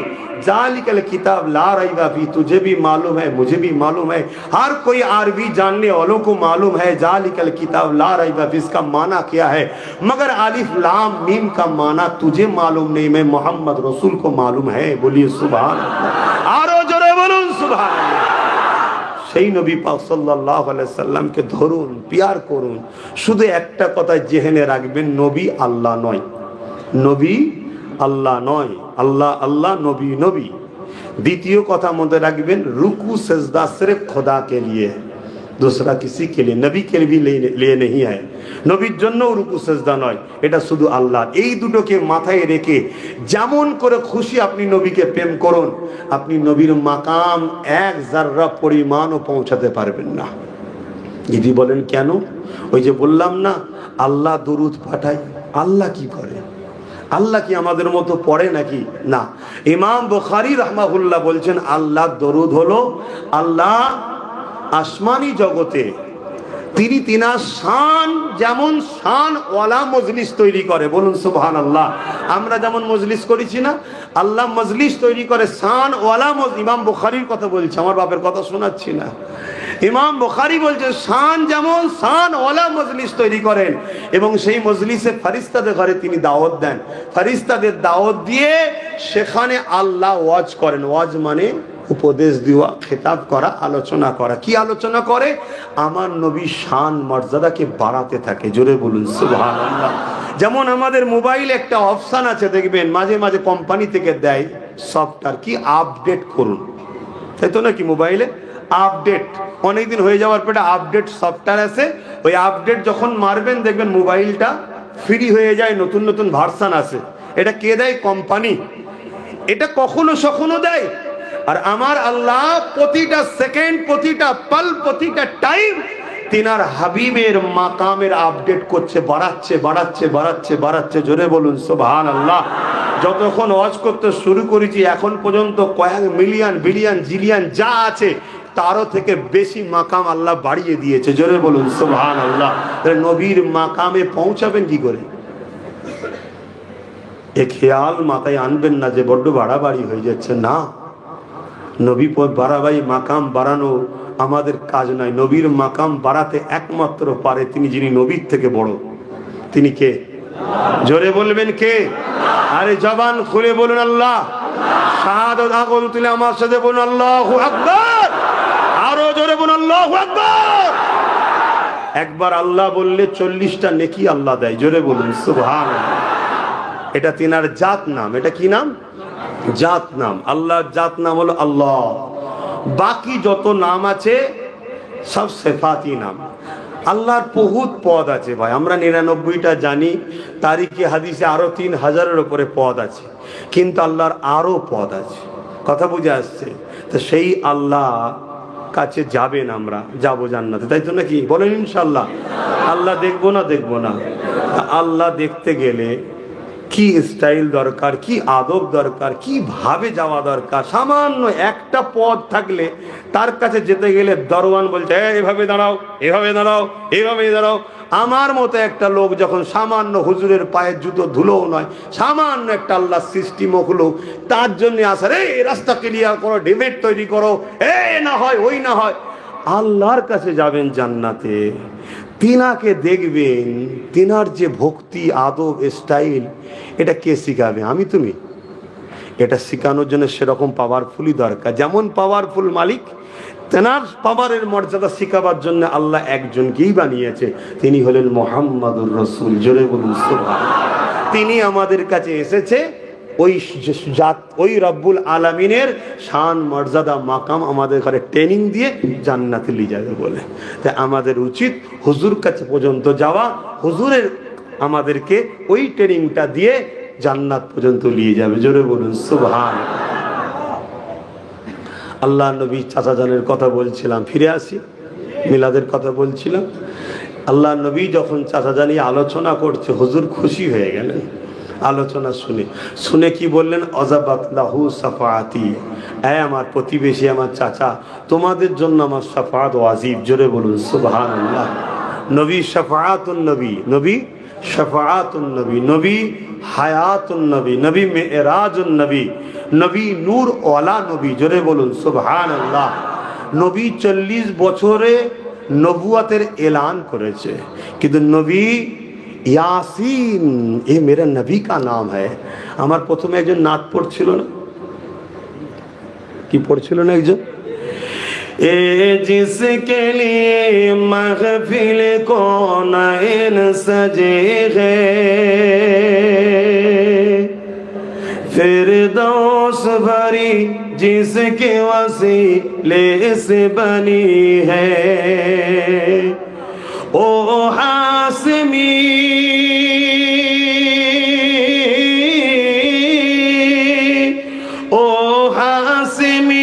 मक्की मदउल अरबी है, ओ मेरा नबी, मेरा नबी, मेरा नबी है। जिसका नबी है हाथ उठा के बोलिए, ओ मेरा नबी, मेरा नबी, मेरा नबी है। मुज़म्मिल मुदस्सिर यासीन ताहा, এই যে ইয়াসিন, ইয়াসিনটা কে? আমার হুজুরের নাম। জোরে বলুন সুবহানাল্লাহ। ইয়াসিন, হে আমার ইয়াসিন। তো হুজুর যদি তখন না থাকে তো আল্লাহ ডাকছে কাকে? কথা বুঝে আসছে না? নাই। 40 বছর বয়সে হুজুর এলান করেছে, আনা মুহাম্মদ রাসূল। ছোটবেলা থেকে মানুষের কাছে পরিচিত হয়েছে, মানুষ দেখছে যে মুহাম্মদ রাসূল সাল্লাল্লাহু আলাইহি সাল্লাম ইনি বড় হচ্ছে, ইনার স্টাইল, ইনার চাল চলন, কথাবার্তা, ইনসাফ, ইনসানিয়াত 40 বছর প্রতিবেশী দেখছে। হঠাৎ করে যদি এসেই বলতো না মোহাম্মদ রসুল, লোক ঘাবড়ে যেত। 40 বছর ধরে তেনাকে দেখছে দেখছে, সত্যি কখনো কারোর উপর জুলুম করে না, মিথ্যা কথা বলে না, কখনো কারোর উপরে এহসান পরামর্শ করে না, কারোর মাল ঝেড়ে লাই না, কখনো ফিতনা করে না, নোংরা কথা বলে না, মানুষের উপকার করে। তারপরে এই মাইন্ডটা আল্লাহ তৈরি করে দিল সবার মধ্যে যে ইনি কত ভালো মানুষ দেখো। তারপরে বলল আনা মুহাম্মদ রাসূল সাল্লাল্লাহু আলাইহি সাল্লাম। এবারে মানবো কি মানবো না নসিবের ব্যাপার। আমার আবু বকর সিদ্দিক বিনা প্রশ্নে মেনে নিল। আবু বকর সিদ্দিক বিনা প্রশ্নে মেনে নিয়েছে। আর আবু বকর সিদ্দিকের উপরে রাসূল বলেছেন দুটো কাজ প্রত্যেকটা মুমিনের জন্য ওয়াজিব। একটা হলো আবু বকর সিদ্দিককে মহব্বত করা, আর একটা হলো আবু বকর সিদ্দিকের আলোচনা করা। জোরে বলুন সুবহানাল্লাহ। এই আবু বকর সিদ্দিককেও হুজুর বলছে মহব্বত করতে হবে। কথা বুঝে আসছে কেন? হুজুরের সঙ্গে জুড়েছে। এই জুড়ার বিষয়ে একটা ছোট্ট কথা মনে পড়েছে, একটু বলি। আল্লাহ নবী সাল্লাল্লাহু আলাইহি সাল্লাম মদিনার নববীতে বসে আছে, দুজন সাহাবী এসেছেন। এসে হুজুরের সঙ্গে বিভিন্ন বিষয়ে কথা বলছে। আর এখনকার সময় তো রোডের ধারে যেমন লাইট পোস্ট আছে, তখন তো সব ছিল না। 1400-1500 বছর আগের কথা, তো অনেক রাত হয়ে গেছে, অন্ধকার হয়ে গেছে। তো সাহাবা হুজুররা বাইরে বেরোলেন। বেরোবার পরে বলছেন হুজুর রাত অনেক অন্ধকার হয়ে গেছে, আমরা অনেকটা দূর যাব এই অন্ধকারে। আল্লাহ নবী বললেন না যে আমার কাছে থেকে যাও, বা তুমি দেরি করেছো আমি কি করব না। হুজুর বললেন তোমাদের কাছে লাঠি আছে, লাঠি লাঠি বোঝেন তো আশা, লাঠি হাতে রাখা হুজুরের সুন্নাত। জোরে বলুন সুবহানাল্লাহ। এই যে লাঠি হাতে রাখা, এটা হুজুরের সুন্নাত। তো ভাইরা আমার, তো এই সময় সাহাবী হুজুরদের মধ্যে থেকে একজন সাহাবা হুজুরের মধ্যে একজন লাঠি দিলেন। আল্লাহ নবী লাঠির উপরে হাত দিলেন। দিবার পরে বললেন যাও, বাইরে যখন বেরোবে এই লাঠি লাইটের কাজ হবে, তোমরা লাইট বুঝবে বলে লাইট বললাম। জোরে বলুন সুবহানাল্লাহ। সাহাবা হুজুররা একবারও তো বলতে পারতেন হুজুর কাঠের লাঠি কি করে আলো হবে, না, এতটা ঈমান হুজুরের উপরে। হুজুর যখন বলেছে হবে, তো বাইরে বেরিয়েছে। বাইরে বেরোবার পরে যখনই অন্ধকারে বাইরে বেরিয়েছে, ওই লাঠি থেকে আলো বেরোচ্ছে। জোরে বলুন সুবহানাল্লাহ। এর থেকেও মজার বিষয় আছে, শুনুন। এ নাই হুজুর হাত দিয়েছে, এ নাই হুজুর হাত দিয়েছে, হুজুরের হাতের বরকতে আল্লাহ আলো করে দিয়েছে। তা কিছু দূর যেতে যেতে যেতে একটা মোড় পড়েছে। সেই মোড় থেকে দুই সাহাবীর বাড়ি আবার দুদিকে, লাঠি তো একটা, আলো তো একটা। আর হুজুরের সুন্নাত বলে সব সাহাবা হুজুররা লাঠি রাখতেন। তো ওই জায়গায় দাঁড়িয়ে থেকে এক সাহাবী আর এক সাহাবীকে বলছে ভাই লাঠি তো, তুমি তো এইদিকে যাবে, তাহলে উচিত কি ভাই চ আমার সাথে চমাই দিয়ে আসবি না। ওই সাহাবী বলছে ভাই তোমার কাছে লাঠি আছে? বলছে হ্যাঁ, নিয়ে আসো। ওই লাঠি হুজুরের জ্বালানো লাঠি ঠেকিয়েছে, ওটাও আলো জ্বলছে। জোরে বলুন সুবহানাল্লাহ। তো হুজুরকে আল্লাহ, যারা হুজুরের সঙ্গে জুড়েছে, হুজুরের সঙ্গে টাচ হয়েছে, তারা যেমন আলোকিত হয়েছে, তাদের কদমে যদি আমরা যাই আমরাও তাদের আলো থেকে আলোকিত হবে। জোরে বলুন সুবহানাল্লাহ। যেমন সুলতানে হিন্দ, গরিবে নওয়াজ, খাজা মাইনুদ্দিন আতায়ে রসুল চিস্তিরি আজমিরি রহমাতুল্লাহ আলাইহি। জোরে বলুন সুবহানাল্লাহ। শুনলাম নাকি আপনাদের ব্যাঙ্গালোরে হুজুরের একজন খলিফাও আছে। আমি কতটা জানি না, একজন আস্তে আস্তে বলছিল এখানে খাজা হুজুরের নাকি একজন খলিফা আছে, মস্তান চিস্তি রহমাতুল্লাহ আলাইহির নামে। আমি জানি না, কেউ বলছিল, যাই হোক এক্সওয়াইজেড। তা আমার বোঝাবার উদ্দেশ্য, এই আল্লাহর অলিদের কাছে কেন যেতে হয়? আল্লাহর অলিরা হুজুরের আলোয় আলোকিত হয়েছে, তাদের কাছে যদি আমরা যাই, ওই হুজুরের লাঠি থেকে আর এক লাঠি যেমন আলোকিত হয়েছে, আমরা আলোকিত হব। জোরে বলুন সুবহানাল্লাহ। কিন্তু তামাম বিশ্ব জুড়ে ইসলামের দুশ্মনরা ষড়যন্ত্র করছে অলি আউলিয়াদের থেকে আমাদেরকে দূরে সরাবার, ফেরানে তারিকাতদের থেকে দূরে সরাবার আমাদেরকে চেষ্টা চালাচ্ছে। মনে রাখবেন, এই যে 4 সিলসিলার কথা বলেছি, এই 4 সিলসিলার মুরব্বীরাই কিন্তু পীর মুরিদি করেছে। 4 সিলসিলার মুরব্বীরাই পীর মুরিদি করেছে। রশিদ আহমেদ গাঙ্গী সাহেব বলেন, আর কাসেম নানতুবি সাহেব বলেন, আশরাফ আলী থানভী সাহেব বলেন, ইনাদের সবার পীরের নাম হলো হযরতে হাজী ইমদাদুল্লাহ মুহাজির মক্কি রহমাতুল্লাহ আলাইহি। জোরে বলুন সুবহানাল্লাহ। তিনি বলছেন मैंने हर साल अपने घर में ईद मौलूदुन नबी बनाते हैं, बोलिए सुबहान अल्लाह। আর ওই ঈদে মিলাদুন নবী বানায় আর তাতে কিছু তাবারুক দিই। আর যখন তাবারুক দিই, ওই তাবারুক দিবার আগে, দুয়ার আগে আমি প্রতি বছরে হুজুরের সঙ্গে একবার নয় দুবার নয় খাড়ে হোকে হুজুর को सलाम भी भेजते हैं, बोलिए सुबहान अल्लाह। কথা বুঝে আসছে? তো এই সিলসিলা এভাবে পিরানে তরিকতরা সব মানুষকে দিনের আলো দিয়েছে। এখন সব আমাদেরকে আস্তে আস্তে গুমরাহির দিকে নিয়ে চলে যাচ্ছে। আল্লাহ আমাদের ঈমান আমল হেফাজত করে, বোন আল্লাহ আমিন। আমি যে নাতটা পড়ছিলাম একটু পড়ে এলি যে किसके लिए महफिल कौनैन सजे हैं,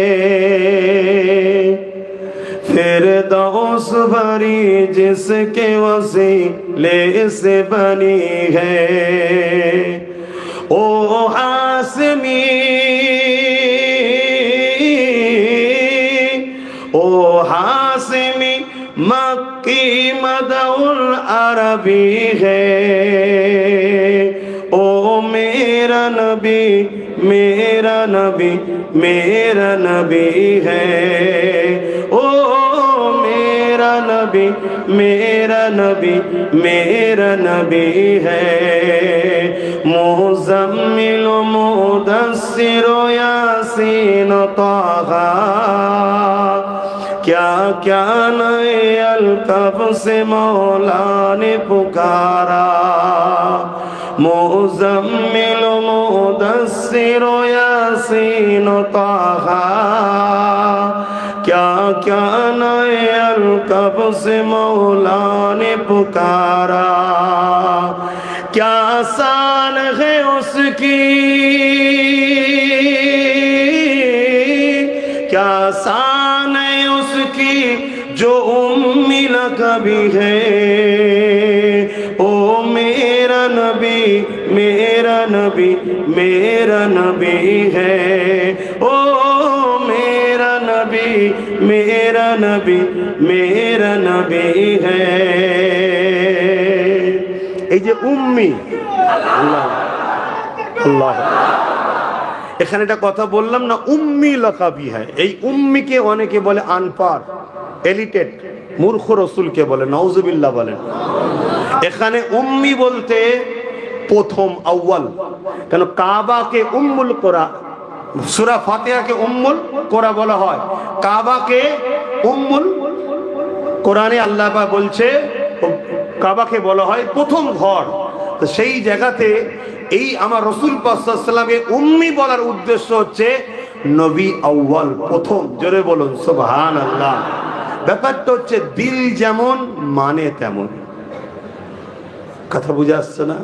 কিন্তু এটুকু মনে রাখবেন, আল্লাহ তিনার হুজুর ছাড়া আমাদের সঙ্গে ডাইরেক্ট কথা বলে না, কথা বুঝে আসছে? আর মনে রাখবেন, কোরআনে একটা সূরা আছে যাকে তাওহীদ বলা হয়, সূরা ইখলাসও বলা হয়, সূরা তাওহীদ বলা হয়। সূরা ইখলাস আমরা সবাই জানি, ঠিক না বেঠিক গো? একটু বলেন না, জানেন না? জানেন না? কুল হুয়াল্লাহু আহাদ, এটাকে সূরা ইখলাসও বলা হয়, সূরা তাওহীদও বলা হয়। অর্থাৎ আল্লাহর সংজ্ঞা কি, আল্লাহর ডেফিনেশন কি?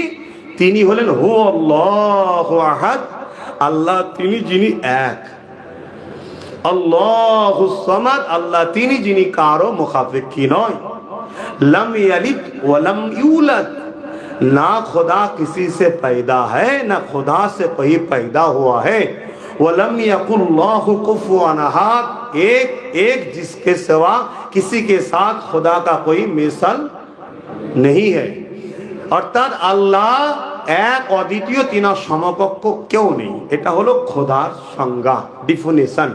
মক্কার মুশরিকরা যখন জিজ্ঞেস করলো মুহাম্মদ সাল্লাল্লাহু আলাইহি ওয়াসাল্লামকে আল্লাহকে, নবী বললেন না লা ইলাহা ইল্লাল্লাহ, তোমরা বলো আল্লাহকে সিওয়া কোই ইলাহা নেই। তো মক্কার মুশরিকরা জিজ্ঞেস করছে মুহাম্মদ সাল্লাল্লাহু আলাইহি ওয়াসাল্লাম আল্লাহকে, তখন আল্লাহ বলছে কুল হুয়াল্লাহু আহাদ, বলে দেন আল্লাহ তিনি যিনি এক। আমি জানতে চাইছি এখানে আল্লাহ, এখানে তাওহীদ বুঝাচ্ছে, কুল হুয়াল্লাহু আহাদ, বড় কাফলাম কুল, এটা তো তাওহীদ না, এটা তো রিসালাত, এটা তো নবীর, এটা তো নবীর অংশ। হুয়াল্লাহু আহাদ থেকে আল্লাহর সংজ্ঞা শুরু হলো, তাওহীদ শুরু হলো। আল্লাহ তো বলতে পারতেন হুয়াল্লাহু আহাদ, হে মক্কার মুশরিকেরা আল্লাহ তিনি যিনি এক। আল্লাহ তা করলেন না, আল্লাহ বললেন কুল হুয়াল্লাহু আহাদ, আপনি বলুন আল্লাহ তিনি এক। অতএব আল্লাহ শিক্ষাকে ছেড়ে দিয়ে ডাইরেক্ট যদি আল্লাহ ধরতে যাই, নবী ছেড়ে দিয়ে ধ্বংস হব। আল্লাহ নিজে পারেন প্রত্যেকের দিলে আল্লাহর আজমাত, আল্লাহর প্রেম, আল্লাহর একত্ববাদ প্রত্যেকের দিলে ভরে দিতে পারে না? পারে না? আল্লাহ করেছে? আল্লাহ করেনি। আল্লাহ তার হাবিবের মাধ্যম দিয়ে ঢুকাচ্ছে। কুল হু আল্লাহু আহাদ। হাবিব আপনি বলুন আল্লাহ তিনি যিনি এক। কি বুঝছেন আপনারা? আল্লাহ চায় বান্দা যখন আসবে যেন বলে আমাকে মোহাম্মদ রসুলের খোদা। জোরে বলুন সুবহানাল্লাহ। কথা মাথায় ঢুকছে? সেই নবীকে ভালোবাসে। আসেন আমার নবী পাকের আরেকটু কথা বলি। আম্মা জান আমিনা বলতে লেগেছে, আব্দুল্লাহর সঙ্গে আমার বিবাহটা হয়ে গেল। হযরতে আব্দুল্লাহর পেশিনাতে আমার নবী পাকের নূর মুবারক ছিল। এই নূর কিভাবে দুনিয়া এসেছে আপনারা সবাই জানেন। তারপরে একটু আলোচনা করে দিয়ে যায়। এই নূর যখন আদম সাবিউল্লাহকে আল্লাহ তৈরি করলে, মাটি দ্বারা আদমকে বানিয়ে দেওয়া হলো। এ যুবকেরা, তরুণেরা, আদম নবীর শরীরে যখন রূহকে প্রবেশ করতে বলা হলো, রূহ তখন যেতে চাইছে না। আল্লাহ জানতে চাইলেন কেন যাচ্ছ না?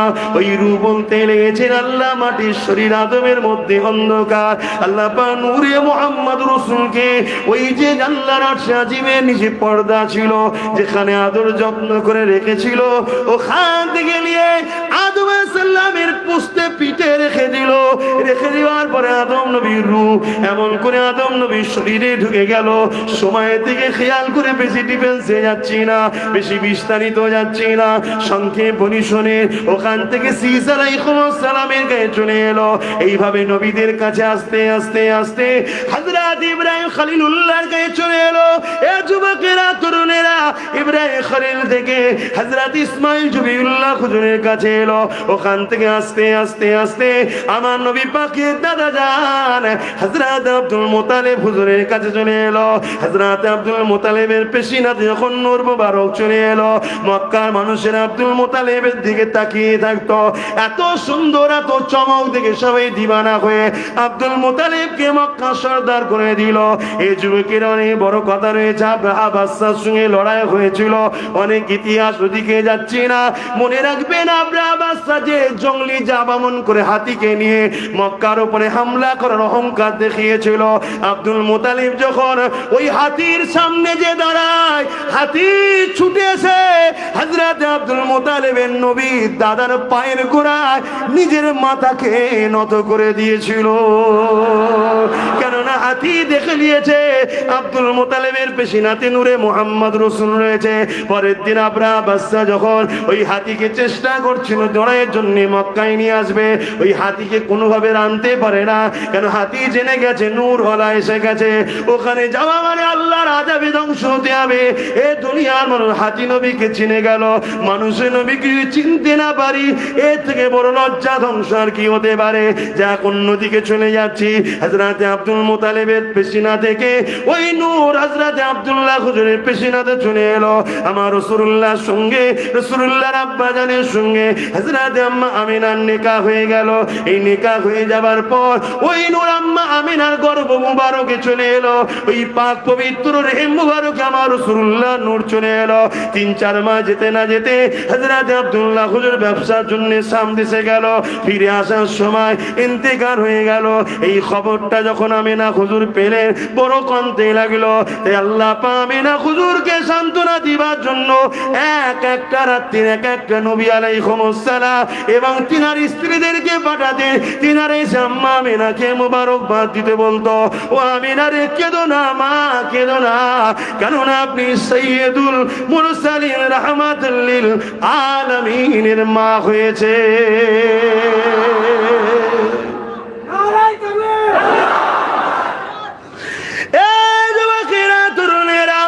আম্মা আমিনা বলতে লেগেছে, এইভাবে আমার দিন রাত কাটে। একদিন হযরত আব্দুল মুত্তালিব তিনার পরিবারকে এসে বলে, আরে বাজারে যাওয়া বড় মুশকিল হয়ে গেছে, কেননা চতুর্দিকে একটাই কথা, কি কথা, আমেনা কি খুশবু মাখে, আমেনার শরীর থেকে এমন খুশবু ছড়ায় যে খুশবু তো মক্কার কোনো বাজারে পাওয়া যায় না। এই খুশবু কোথা থেকে মাখে? আব্দুল মুতালিব এই কথা শোনার পরে, তার পরিবার এই কথা শোনার পরে বলে, এ আমার প্রাণের স্বামী, আমি অবাক হয়ে যাই। আমেনা যখন হাম্মাম খানা গোসলখানা থেকে বেরোয়, আমি যখন গোসলখানায় ঢুকি যেন মনে হয় আতরের ফ্যাক্টরি গোডাউনে ঢুকে গেছে। আমেনা যখন ঘরে থাকে, ঘর থেকে বেরোয়, আমি যখন ঘরে যাই মনে হয় যেন আতরের গোডাউনে ঢুকেছি। কোথা থেকে আমেনা আতর মাখে? তাই বড় তাকে জিজ্ঞাসা করতে হবে। এই জন্য আব্দুল মুতালিব তিনার পরিবারকে নিয়ে আম্মা আমেনাকে জিজ্ঞাসা করতে লেগেছে, বেটিরে কোথা থেকে খুশবু তুমি মাখো, যে খুশবুর চর্চা সব জায়গায় হচ্ছে, কেননা তৎকালীন সময় বিধবা খুশবু মাখবে, এটা কেমন একটা লাগছে। ওই সময় আম্মা আমেনা নিজের মুখে থুতু জমিনে ফেলে বলতে লাগলেন, মা এই শরীরের খুশবু শুধু আমেনার শরীর থেকে নয়, এটা থুতু থেকে বাইর হচ্ছে। আমি কোনো খুশবু আতর ব্যবহার করি না, এটা হলো আমার গর্বে যিনি আছে তিনার শরীরের খুশবু। কেন আমার নবী হলেন খুশবুওয়ালা নবী। আরো জোরে বলুন সুবহান আল্লাহু আকবার। তাই আমার নবীর যখন শরীর থেকে পাসিনা বেরোতো, শুনছেন, আমার নবীর আহালিয়া আমাদের আম্মাজানরা ওই পাসিনাকে শরীর থেকে তুলে পাত্রে জমা করত। কোন ওকেশান অনুষ্ঠানে যখন গরিবের মানুষরা যেত, ওই পাসিনা লাগিয়ে দিত, পুরো ওকেশান মাঠ হয়ে যেত। সবাই বলতে, তোর কোথা থেকে পেয়েছিস? আমার রসুলের পাসিনা। জোরে বলি, অসুবিধা হচ্ছে, অসুবিধা হচ্ছে। হাই রে হাই রে, হায় হায়, সব থেকেও অন্ধ হয়ে যেতে হবে যদি রসুলের না হতে পারো। কথা মনে রেখে দিও, সব থেকে অন্ধ।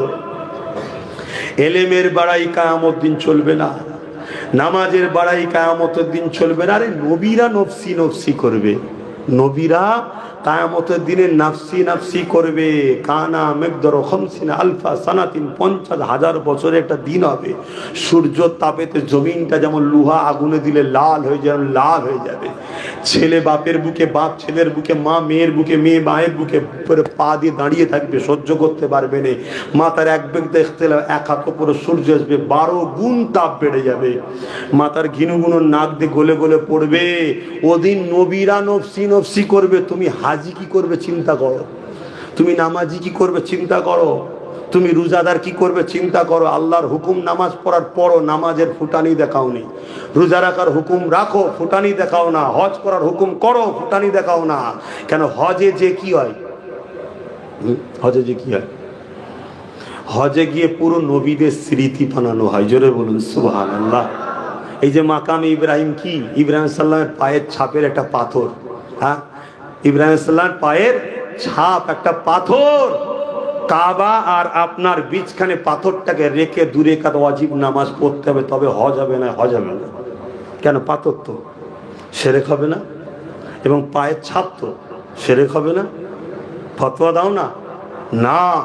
কেন? ইব্রাহিমের পা হতে পারে, কিন্তু ওর পিছনে একটা রহস্য আছে। রহস্যটা হচ্ছে এই পাথরে দাঁড়িয়ে ইব্রাহিম আমার নবীর মিলাদ করেছিল। জোরে বলুন সুবহানাল্লাহ। কাবায় কি হয়? সাফা মারওয়ায় ছুটতে হয়। সাফা মারওয়ায় কেন ছুটতে হয়? আম্মা হাজেরা ইসমাইল আলাইহিস সালামের পানির জন্য ছুটেছিল। আরাফায় যেতে হয়, কিছু সময় হলেও যেতে হবে। কেন? ওখানে আব্বা আদম আর মা হাওয়া ওখানে এক হয়েছিল, কিছু সময় হলেও যেতে হবে। কথা বুঝে আসছে? 3টে শয়তান আছে, পাথর মারতে হবে। এই পাহাড় পাথরগুলো থামগুলো শয়তান নাকি? কিন্তু ও যদি শয়তান হয়, তা এখানে গুলাচ্ছে কারা? ওই 3টে থাম তো শয়তান নয়, তাহলে মারছেন কেন? না, ওখানে ইব্রাহিম সাল্লাম ইসমাইল সাল্লাম ছুড়েছিল, যখন কুরবানি করতে নিয়ে যাচ্ছিল, ওদিকে আলোচনা করতেন, অন্যদিকে চলে যাবে। আমি যেটা বুঝাতে চাইছি, এই যে 5 ওয়াক্ত নামাজ পড়ি, ফরজ, জোহর, আসর, মাগরিব, ঈশা, 5 ওয়াক্ত নামাজটা কি? এটাও তো নবীদের ইয়াদ, এটাও তো নবীদের স্মৃতি। যদি আদম নবীর স্মৃতি বানাতে পারি, মুসা কি বলে ইব্রাহিম নবীর স্মৃতি বানাতে পারি, তাহলে আমার রাসূলুল্লাহর বানাবো না? ফজরের নামাজটা কি? আদম আলাইহিস সালাম 2 রাকাত নামাজ পড়েছিলেন, শুকরানা নামাজ, শুকরিয়া। রাতের অন্ধকার কেটে যাচ্ছে, দিনের আলো ফুটছে, আল্লাহর কাছে 2 রাকাত নামাজ পড়লেন। ওই নামাজ উম্মতে মুহাম্মাদির জন্য আল্লাহ ফরজ করে দিল। জোরে বলুন সুবহানাল্লাহ। জোহরের 4 রাকাতটা কি? ঈসা আলাইহিস সালাম জন্ম হলেন, ইসমাইল ইব্রাহিম আলাইহিস সালাম শুকরিয়া 4 রাকাত নামাজ পড়লো। আমাদের জন্য আল্লাহ 4 রাকাত ফরজ নামাজ করে দিলেন। মাগরিবের নামাজটা 3 রাকাত কেন? 4 রাকাতই ছিল। হযরতে নবী আইয়ুব আলাইহিস সালাম দীর্ঘদিন বিমারে ছিলেন, 18 বছর কম বেশি বিমারে থাকার পরে আল্লাহ সুস্থ করে দিলেন। হুজুর উঠে শুকরানা 4 রাকাত নামাজের নিয়ত করলেন। 3 রাকাতের পরে আর উঠতে পারলেন না, বসে গিয়ে সালাম ফিরালেন। 3 রাকাতই আমাদের জন্য ফরজ, কিন্তু 4 রাকাতের সওয়াব হয়। জোরে বলুন সুবহানাল্লাহ। সব নবীদের ইয়াদ বানাচ্ছে আল্লাহ। সেলিব্রেশন, অনেকে বলে ইসলামে ইয়াদগার নাই, সেলিব্রেশন নাই, স্মৃতি বানানো নাই। এটা আমাদেরকে গুমরা করা হচ্ছে। পুরো ইসলামের মধ্যেই দেখুন না, সব আল্লাহ তার মাহবুবদের সেলিব্রেশন করাচ্ছে এবং মাহবুবদের কদমে কদমে ঘোরাচ্ছে। ইব্রাহিম নবীর পায়ের গোড়ায় নিয়ে যাচ্ছে, আম্মা হাজেরার পায়ের গোড়ায় নিয়ে যাচ্ছে, জমজম পানি ইসমাইল নবীর পায়ের গিনালি লেগে উঠা সেখানে নিয়ে যাচ্ছে। আয় 5 লাখ টাকা খরচ করে আমার মাহবুবের কদমে কদমে ঘোর। এ থেকে বোঝা যাচ্ছে ওলি আউলিয়াদের কদমে কদমে ঘুরলেই তুমি আল্লাহ পাবে। জোরে বলুন সুবহানাল্লাহ। কথা কিছু মাথায় ঢুকছে? আজ আমরা মনে করেছি সস্তা ইসলাম হয়ে যাবে। না বা, অনেক টাকা হতে পারে, অনেক বাড়ি হতে পারে, অনেক কারবার হতে পারে, অনেক ভিআইপি হতে পারো, তোমাকে সমাজ স্যালুট করে, ঠকে, অনেক কিছু বলে, কিন্তু তোমার দিলে হুজুর আছে? তুমি হুজুরকে কোন নজরে দেখো?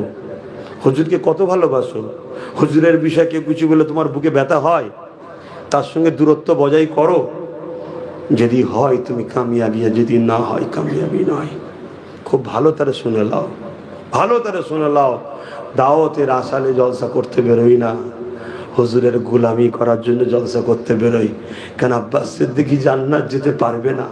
নামাজ আল্লাহ পড়াই পড়ি, জোহরও পড়েছি আপনার হায়দ্রাবাদে এসে, ব্যাঙ্গালোরে এসে, আসরও পড়েছি, মাগরিবও পড়েছি, ঈশাও পড়েছি, ফজর ঘরে পড়েছি। জানি না ফজর হবে আমি উঠবো কি জানি না। আল্লাহ যদি আমায় ভায়াতে রাখে, তিনি যদি দয়া করে, আয় আমায় সেজদা দে, তবে তো আমি পারবো, তবে তো আমি পারবো। 80 বছর 90 বছরের বুড়ো শীতকালে উজু করে মসজিদে যাচ্ছে, জন ছিল কম্বল মুড়ি দিয়ে শুয়ে আছে। কেন? ওর নসিবে নাই আল্লাহকে সেজদা করা, ওই মুরব্বী সেজদা করা বয়স আল্লাহ কপালে রেখেছে। এটা আল্লাহ শুকরিয়া আদায় করো যে আল্লাহ আপনাকে সেজদা করতে দিচ্ছেন।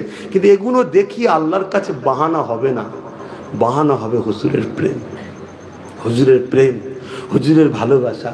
এটা জান্নাতে যাওয়ার রাস্তা। আপনারা হজে যান না? হজে যায় না? কি লাগে হজে যেতে গেলে? একটু বলবেন না? ভিসা লাগে, ভিসা, ভিসা লাগে। আমরা মানুষ বা মুসলিম, এটার নাম হলো পাসপোর্ট। আমরা মানুষ বা মুসলিম, এর নাম কি? পাসপোর্ট। খুব ভালো করে বুঝবেন।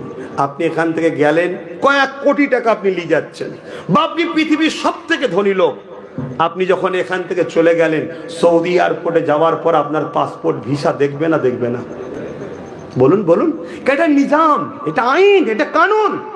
এই কানুনকে ব্রেক করা যায় না। হয়তো আপনাকে স্পেশাল ভাবে দেখা হবে, কিন্তু দেখাতে হবে ভিসা হ্যাঁ। अगर ভিসা है तो आ जाइए, वेलकम अहलन सहलन। और ভিসা যদি না হয়, আপনি যেই হন, प्रेसिडेंट हो और जय हन, फिरे जान। ठीक ना बेटी?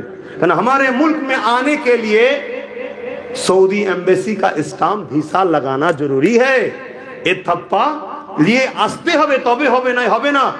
দুনিয়ায় এক দেশ থেকে আরেক দেশে যেতে গেলে যদি নিজাম হয় ভিসা লাগবে, দুনিয়ার দেশ থেকে জান্নাতের দেশে যেতে গেলে একটা ভিসা লাগবে। ওই ভিসাটা দুনিয়ায় হলো ভিসা অফিস, আমরা মানুষ, এটা হলো পাসপোর্ট। আর আমাদের দিলটা তো স্টাম্প লাগাতে হবে, ওই ভিসাটা হলো মুহাম্মাদুর রাসূল। জোরে বলুন সুবহানাল্লাহ। ওই ভিসা যদি থাকে তাহলে তুমি এন্ট্রি হতে পারবে, আর না হয় হবে না। খুব ভালোভাবে বুঝে নেন। সেই নবী এসেছিলেন। আম্মা আমেনা বলছেন, আমি বড় একা ঘরের মধ্যে, চিন্তিত হচ্ছে কি হবে। হঠাৎ করে আমার ঘরটা আলোয় আলোকিত হয়ে গেল, দেখলাম জান্নাতি 3টে হুর এসেছে। সুবহানাল্লাহ। আমি আপনি যখন মায়ের পেট থেকে এসেছিলাম, আমার আপনার আম্মারা নাপাক হয়েছিল, কিন্তু আমার রাসূলুল্লাহর আম্মা নাপাক হয়নি। আমার আপনার মায়ের সঙ্গে বাচ্চার নাভির কানেকশন ছিল, আমারও ছিল। কেটে ডাক্তার চিমটি দিয়েছে, ওখানে চিমটি দিয়েছে। আমার রাসূলুল্লাহর আম্মা বলছে আমার নাভির সঙ্গে কোনো কানেকশন ছিল না। আমি আপনি মায়ের পেটে ছিলাম, পেট বড় হয়েছিল, ভারী লাগছিল। আমার রাসূলুল্লাহর আম্মা বলল পেট বড় হয়নি, ভারীও হয়নি, কেন নবী নূর। জোরে বলুন সুবহানাল্লাহ।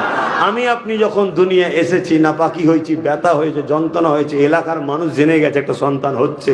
আম্মা আমেনা বললেন সামান্য একটু ঝটকা লাগলো শরীরে, চোখটা খুলে দেখলাম ঘর আলোকিত হয়ে গেছে। তাফসীরে জালালাইনের লেখক হযরত জালালউদ্দিন সুয়ুতী রাহমাতুল্লাহ আলাইহি তিনি বলছেন মাগরিব থেকে মাশরিক পুরো আলোকিত হয়ে গেছে। জোরে বলুন সুবহানাল্লাহ। আমার নবী আশা বরকতে, এটা হচ্ছে মিলাদুন নবী হচ্ছে, এতক্ষণ পরে মিলাদুন নবী হচ্ছে, জলসার হক আদায় হচ্ছে। এবারে কথা বুঝে আসছে? তার আগে আরো কিছু ছিল, একটু ঝালাই করে দিয়ে গেলাম, কেন আর আসবো কি না আসবো পরের কথা, একটু ঝালাই করে দিয়ে গেলাম। অসুবিধা হচ্ছে নাকি? আম্মা জান আমেনা হুজুর বলতে লেগেছে আমার রাসূল পাক সাল্লাল্লাহু আলাইহি সাল্লাম দুনিয়ায় আসলেন। আমার নবী পাক আসার পরে পুরো ঘর আলোকিত হয়ে গেল, কিছুক্ষণের মধ্যে কুয়াশা ঢুকে পুরো ঘরটা অন্ধকার হয়ে গেল। আমি চিন্তিত হলাম, কাঁদতে শুরু করলাম, গায়েবী আওয়াজ আসলো, আমেনা চিন্তা করো না, রাহমাতাল লিল আলামিনকে পুরো কায়নাত ঘুরিয়ে দেখানো হচ্ছে। জোরে বলুন সুবহানাল্লাহ। আমার রাসূল পাক সাল্লাল্লাহু আলাইহি সাল্লাম দুনিয়ার জমিনে আসলেন।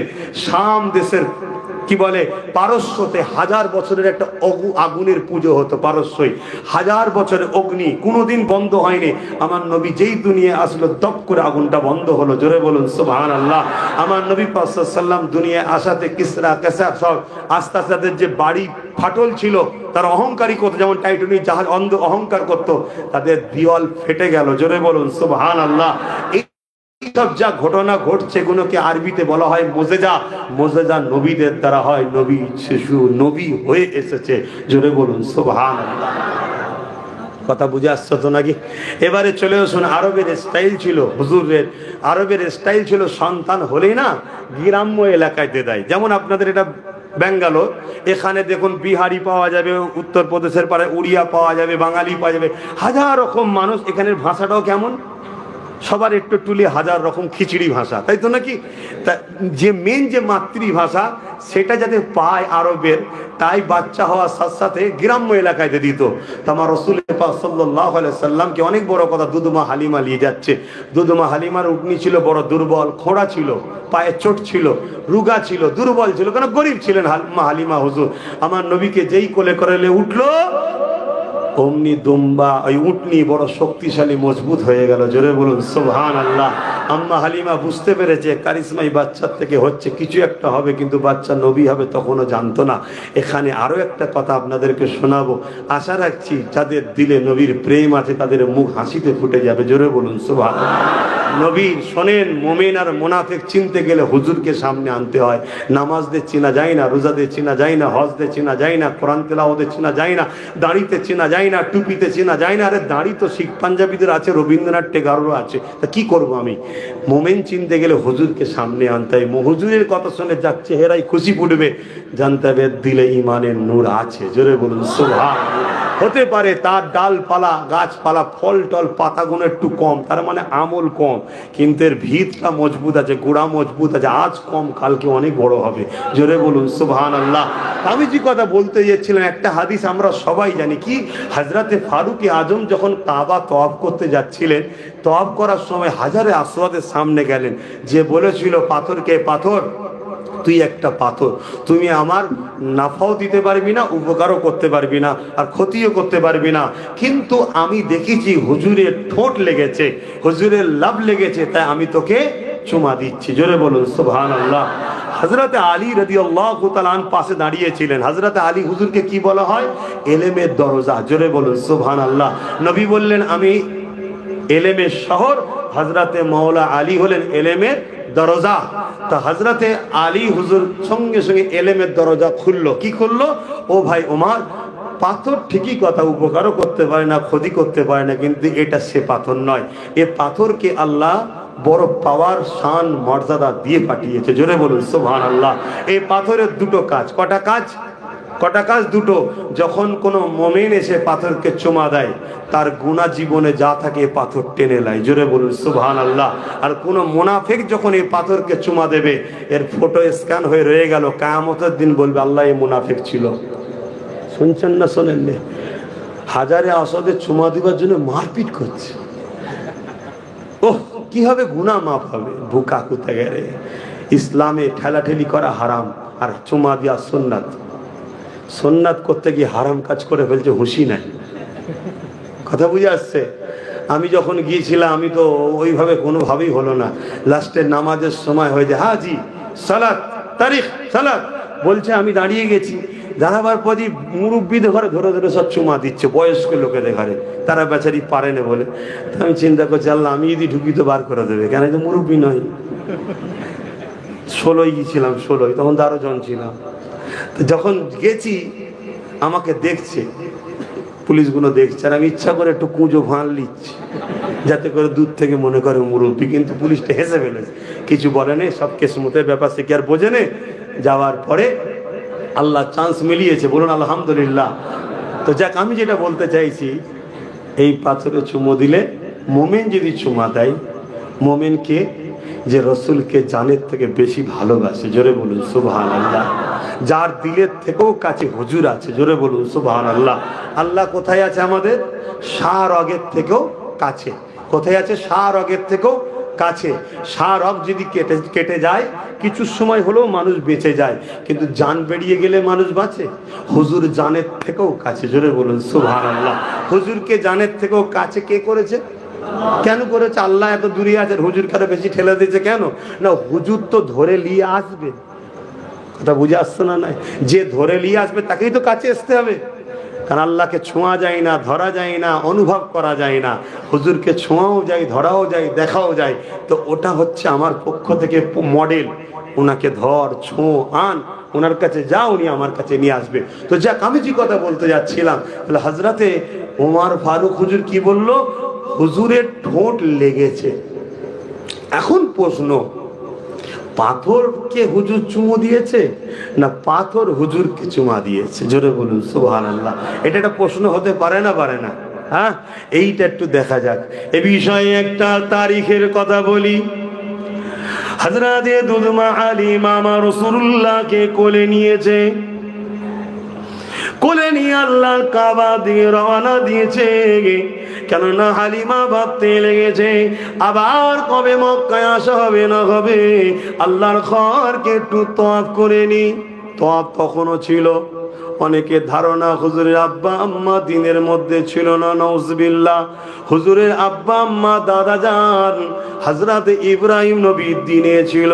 তিনারা বিশাল জান্নাতি রাদিয়াল্লাহু তাআলা। জোরে বলুন সুবহান। তো শুনছেন কেন? হুজুরের দাদার কাছে যখন আবরাহ বাদশা একটা লোক পাঠিয়েছিল, হুজুরের দাদাকে এসে সেজদা করেছিল। তখনকার সময় রাজাদের ঘরে সেজদা করা হতো। আমার নবী ওটাকে হারাম করে দিয়েছে, তার আগে ছিল সিস্টেম। কথা বুঝে আসছে? হুজুরের দাদা তখন কি বলেছিল? এই মাথা তোলো, সেজদা একমাত্র আল্লাহকে করবে। জোরে বলুন সুবহানাল্লাহ। এ থেকে বোঝা যাচ্ছে হুজুরের দাদা ইব্রাহিম নবীর দিনে ছিল। জোরে বলুন সুবহানাল্লাহ। যতদিন না হুজুর বলেছে আনা মুহাম্মদ রাসূলুল্লাহ, ততদিন পর্যন্ত ইব্রাহিম নবীর দিনে, মুসা নবীর দিনে, ইসাক নবীর দিনের উপরে যারা কায়েম থেকে ইন্তেকাল করেছে সবাই জান্নাতি, কারণ তারা তো নবুয়তের উপরেই ঈমান রেখেছে। হুজুর বলে দিবার পর যারা হুজুরকে আর মানলো না, তাদের উপরে ফতোয়া। কথা বুঝে আসছে? এ নওজওয়ানেরা, আল্লাহ নবী নূহ নবীকে কোলে নিয়ে হযরতে হালিমা হুজুর এইভাবে রওনা দিতে লেগেছেন আল্লাহর কাবার কাছে। মন দিয়ে শুনবেন, নুকতাটা খুব ভালোবাসার ব্যাপার। আমরা যারা নবী নবী নবী নবী করে পাগল, আমাদের জন্য বড় ইন্টারেস্টের একটা ব্যাপার রয়েছে। কারণ নবীর শান যত বড় হয়, আমাদের দিলটা তত খুশি হয়ে যায়। আর এখানে আরেকটা কথা মনে রাখবেন, নবীর শান মর্যাদা যত আলোচনা হবে, যত বড় হবে, মনে রাখবেন তত আল্লাহরই মর্যাদার কথা বলা হবে। কেননা নবীকে শানওয়ালা বানিয়েছেন যিনি, তিনি হলেন আল্লাহ পাক। ঠিক তো নাকি? এই জিনিসটা দামি, এই মোবাইলটা দামি, এই ঘড়িটা দামি, এই গাড়িটা ভালো। কেন? কোম্পানি। কোম্পানির নাম হয়, ঠিক না? তাহলে আমার রসুল্লাহ যত মাকাম শান মর্যাদার আলোচনা হবে, মূলত যিনি সৃষ্টি করেছেন তারই শান, তারই কুদরত, তারই ক্ষমতার কথা আলোচনা হচ্ছে। কেন তিনিই তো তৈরি করেছেন। তিনি কে? আমার নবীকে কে বানিয়েছে? অসুবিধা হচ্ছে নাকি? এ নওজওয়ানেরা, হযরতে দুদমা হালিমা বলেন, আমি মুহাম্মদ রাসূলুল্লাহ গেলেন শিশু নবীকে নিয়ে। তখন নবী হবে এটা হালিমা জানতো না। এমন করে তিনি কোলে করে নিয়ে আমার এমন করে কাবার সামনে যেতে লাগলেন।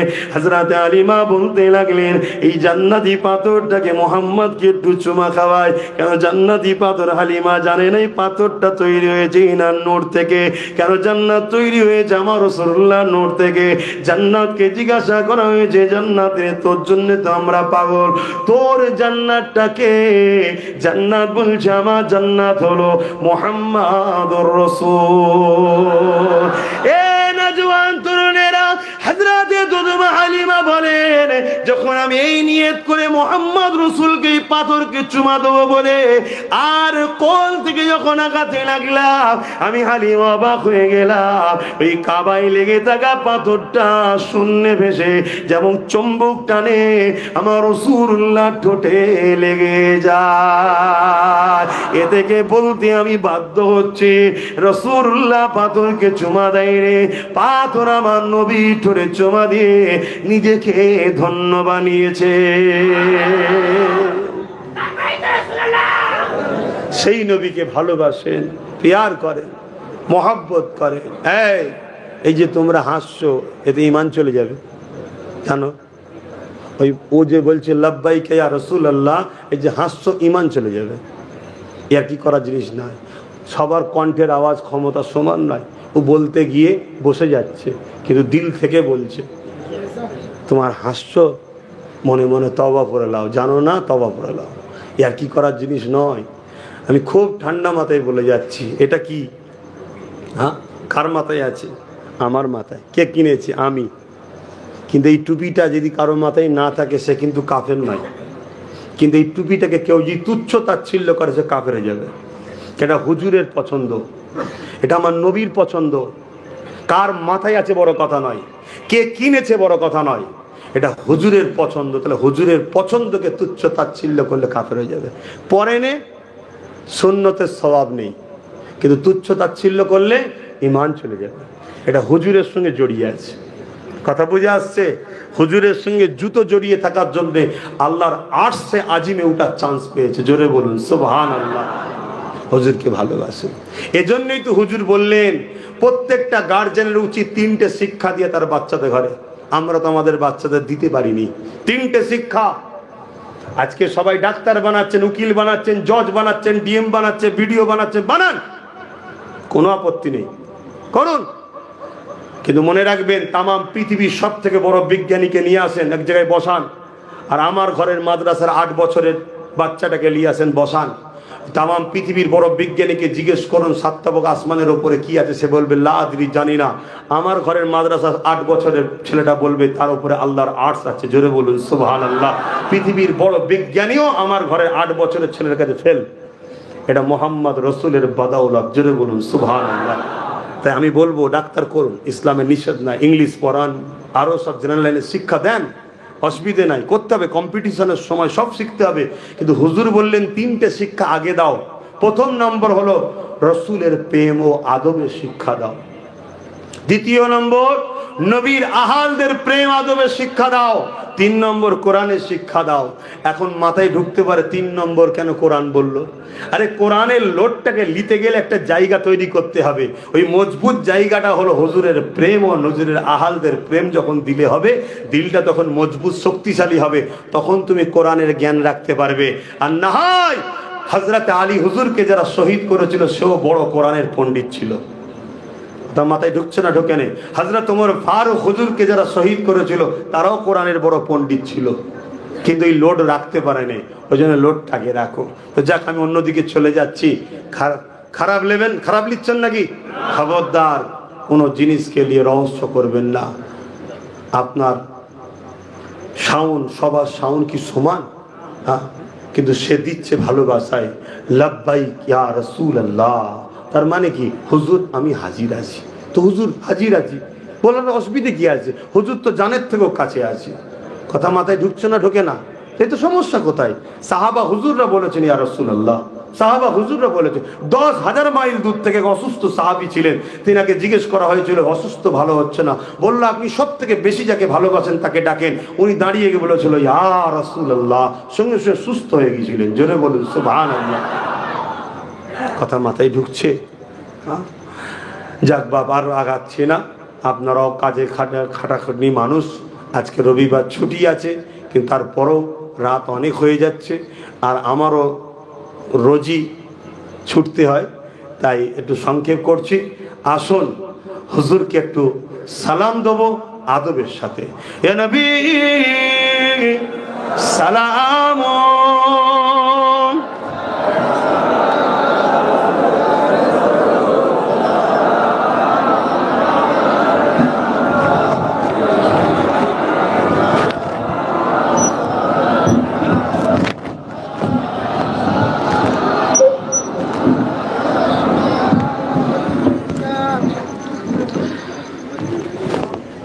আমরা দরুদ শরীফ পড়ি বসে। দরুদ শরীফ पढ़ी की करे बोसे। क्या दरूद पढ़ने से उजरात मिलते हैं, सवाब नेकियां मिलते हैं, इसीलिए बैठ के दरूद पढ़ते हैं और सलाम खड़े होके देते हैं, क्योंकि जब हम सलाम देंगे मेरे नबी जवाब देंगे तब आदब के साथ हम हुजूर का जवाब लेंगे। बोलिए सुभान अल्लाह। किंतु ये दानानुटा लिए जोर जबरदस्ती करा, জোর জবরদস্তি করা এটা কিন্তু উচিত নয়। এটা প্রেমের ব্যাপার, ভক্তির ব্যাপার, দিলের ব্যাপার। কথা বুঝে আসছে? আপনারা দেখুন অনেকে জুতো পায়ে দিয়ে চলে এসেছেন হুজুরের মাহফিলে, আমি কিন্তু জুতো নিজেই খুলে উঠেছি, এটা আমার ভক্তি, যার যেমন ভক্তি। কথা বুঝে আসছে? কেন এটা আমার কাছে মেম্বারে নবাবী শরীফ, এখানে হুজুরের কথা হবে, কোরআনের কথা হবে, এই জন্য আমি ভক্তি দেখিয়েছি। এটা প্রেমের ব্যাপার, এটা জোর জবরদস্তি না, প্রেম কখনো জোর করে হয় না, যার দিল থেকে যেটা বেরোয়। অতএব এটা কোনো শরীয়তের মাসলা ফতোয়া করার ব্যাপার নয়। কেন মাসলা ফতোয়া এখানে থাকে, ঈমান এখানে থাকে। মাসলা ফতোয়া কোথা থাকে? এখানে, আর ঈমান এখানে থাকে। এখানে প্রেম আর আদবের জায়গা এটা, এটা ঈমানের জায়গা, আর মাসলা ফতোয়ার জায়গা এটা। আলেমকে যদি জিজ্ঞেস করো মাসলা এখান থেকে দেবে, আর আশিককে জিজ্ঞেস করো এখান থেকে কথা বলবে। কথা বুঝে আসছে? এটা প্রেমের ব্যাপার। বাবুল আদব কিতাবুল কিয়াম, সাহাবা হুজুররা নবী পাককে দাঁড়িয়ে দাঁড়িয়ে সালাম দিতেন। জোরে বলুন সুবহানাল্লাহ। নবী পাকের কলিজার টুকরি খাতুনে জান্নাত ফাতেমা তাজ-জাহরা রাদিয়াল্লাহু তাআলা আন হুজুরের ঘরে যখন আমার রাসূল যেতেন, হুজুরকে দেখে খাতুনে জান্নাত খাড়ে হয়ে যেতেন, দাঁড়িয়ে যেতেন, দাঁড়িয়ে গিয়ে সালাম দিতেন। জোরে বলুন সুবহানাল্লাহ। আবার আমার নবীর কাছে যখন ফাতেমা তাজ-জাহরা আসতেন বাপের বাড়িতে, আমার হুজুর ফাতেমা তাজ-জাহরাকে দেখে দাঁড়িয়ে যেতেন। জোরে বলুন সুবহানাল্লাহ। এসে হুজুর সালাম দিতেন। এটা হলো আদব আর স্নেহ, এই ভক্তি ভালোবাসার সাথে আমরা দিয়ে থাকি। এবং কোরআনে ইশারাতান আল্লাহ বললেন তাসলিমা, সবথেকে উত্তম ভক্তি ভালোবাসার সাথে হুজুরকে সালাম দাও, দিবার মতো করে দাও। তাই আমরা দাঁড়িয়ে সালাম দিই। কিন্তু এটা নিয়ে আবার বলছি, নিজেদের মধ্যে বাড়াবাড়ি, ঠেলাঠেলি, ঝগড়া ফাসাদ করা কোনোভাবে নবীর মান্যে ওয়ালাদের কাম্য হবে না। কথা কিছু বুঝে আসছে? কেন আমাদেরকে এক মুঠো হয়ে থাকা দরকার, এক মুঠো হয়ে থাকা দরকার।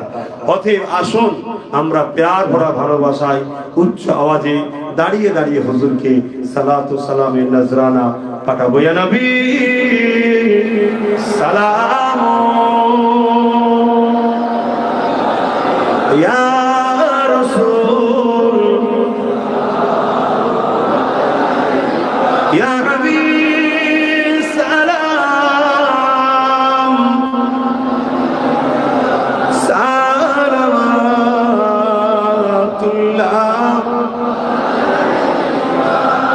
ইয়া নবী মদিনা হতে সব কিছু পারে ইন্দেখিতে, মোদের লাশ কবরে এরাখিলে লইবেন আপন করে আনবী সালাম ইয়া রাসূল ইয়া হাবিব সালাম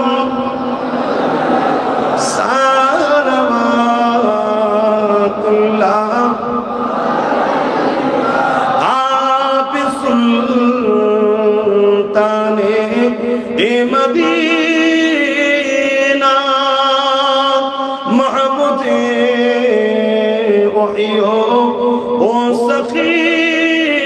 सखीना नूर से मानो और सीना मुस्क से बहता पसीना या नबी सलाम या रसूल सलाम या हबीब सलाम सालवातुल्लाह সকলে বসুন বালাগাল উলা বিকামালি তাসাবাতু বিজামালিহি হাসানাত জামিউ খিসালিহি সাল্লু আলাইহি ওয়া আলিহি আল্লাহুম্মা সাল্লি আলা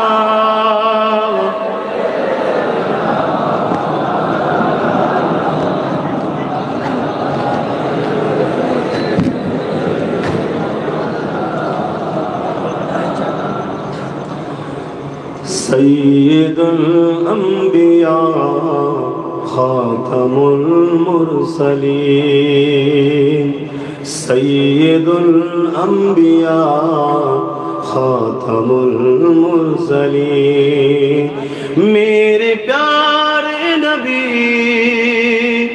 तुम सा कोई नहीं मेरे प्यारे नबी तुम सा कोई नहीं सय्यदुल अंबिया खातमुल मुरसलीन सय्यदुल अंबिया खातमुल मुरसलीन चाँद से बढ़ के है तेरी प्यारे ज़बी चाँद से बढ़ के है तेरी प्यारे ज़बी मेरे प्यारे नबी तुम सा कोई नहीं तुम सा कोई नहीं सय्यदुल अंबिया खातमुल मुरसलीन सय्यदुल अंबिया खातमुल मुरसलीन मेरे प्यारे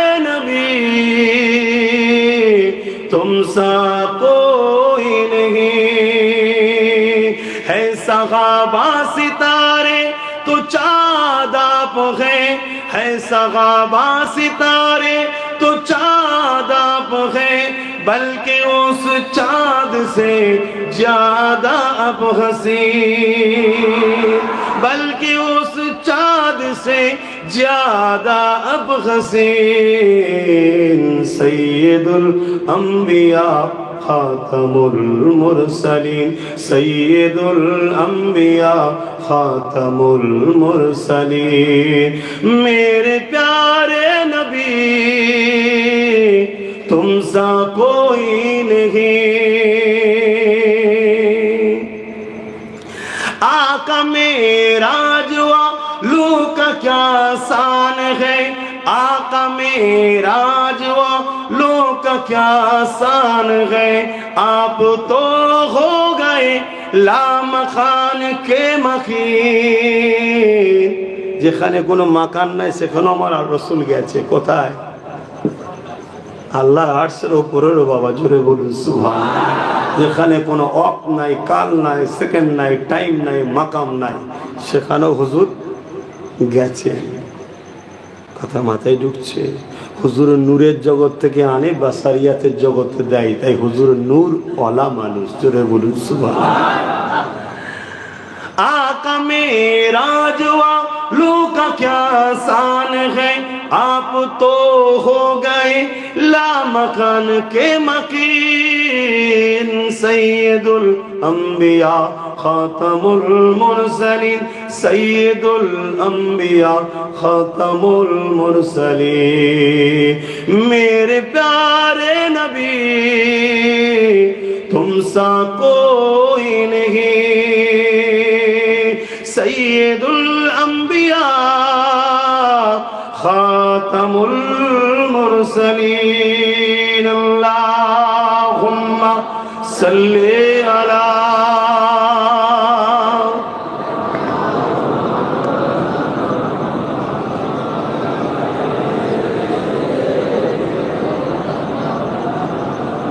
আলহামদুলিল্লাহ। সংক্ষেপ করছি আমার আব্বা জানেরা, ভাইয়েরা, বিভিন্ন বাংলার জায়গা থেকে ছুটে ছুটে আপনারা এসেছে কাজ করতে। আল্লাহ আপনাদের রুজিতে কারবারে বরকত দিন, আল্লাহুম্মা আমিন। সকলে মিলে জুলে চলবেন, একে অপরের পাশে দাঁড়াবেন, সুখে দুঃখে দাঁড়াবেন, একে অপরের পাশে দাঁড়াবেন। মনে রাখবেন আল্লাহ বলেছে তোমরা আমাকে দুটো জিনিস দাও, তোমরা আমাকে দুটো জিনিস দাও। আল্লাহর কি কোনো জিনিসের প্রয়োজন আছে? না, দুটো জিনিস দাও। পহলে রুকু, खुदा ने बोला तुम सब हमें रुकू अदा करो। यदि তোমরা আমাকে রুকু দাও, আল্লাহ ওয়াদা করেছে আমি তোমরা যেখানেই থাকো আমার রিজিক কিন্তু তোমাদের কাছে পৌঁছে দেবো। জোরে বলুন সুবহানাল্লাহ। তো রুকু দিলে রিজিক বাড়ে, রুকু। दूसरा হলো সিজদা। যখন সিজদা দেবেন আল্লাহর কুদরতি কদমে আমাদের কপালটা পড়বে। জোরে বলুন সুবহানাল্লাহ।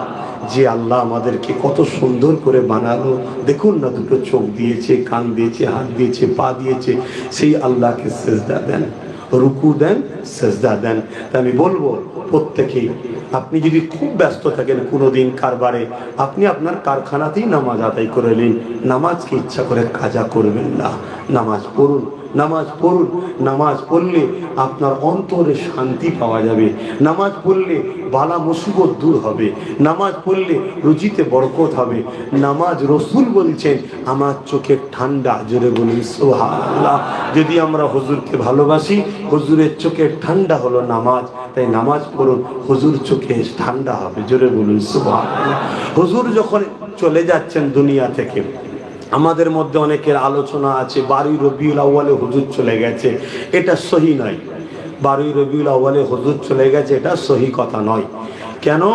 হুজুর গেছেন 12 রবিউল আউয়ালে, এ নিয়ে যেসব রয়াত আছে যেগুলো সব বেশিরভাগ মজবুত বিহীন। কথা বুঝে আসছে? হুজুর পাক সাল্লাল্লাহু আলাইহি সাল্লাম তিনি বলতে লেগেছেন যখন চলে যাচ্ছেন, হুজুর পাক সাল্লাল্লাহু আলাইহি সাল্লামের জবানে দুটো কথা ছিল, একটা হলো উম্মাত উম্মাত উম্মাত, दूसरा কথা ছিল সালাত সালাত সালাত, নামাজ নামাজ নামাজ। জোরে বলুন সুবহানাল্লাহ।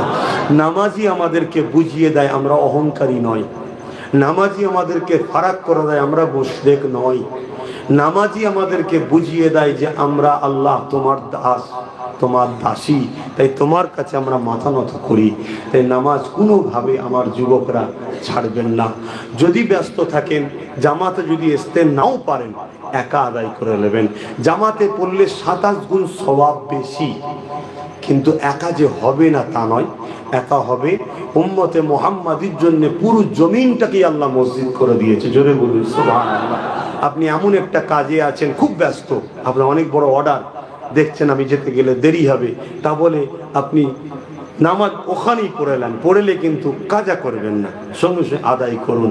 এ বিষয়ে একটা ছোট্ট কথা বলে যাই, একটুখানি আমি এটা লিখছি, এটা ছোট্ট একটা কথা।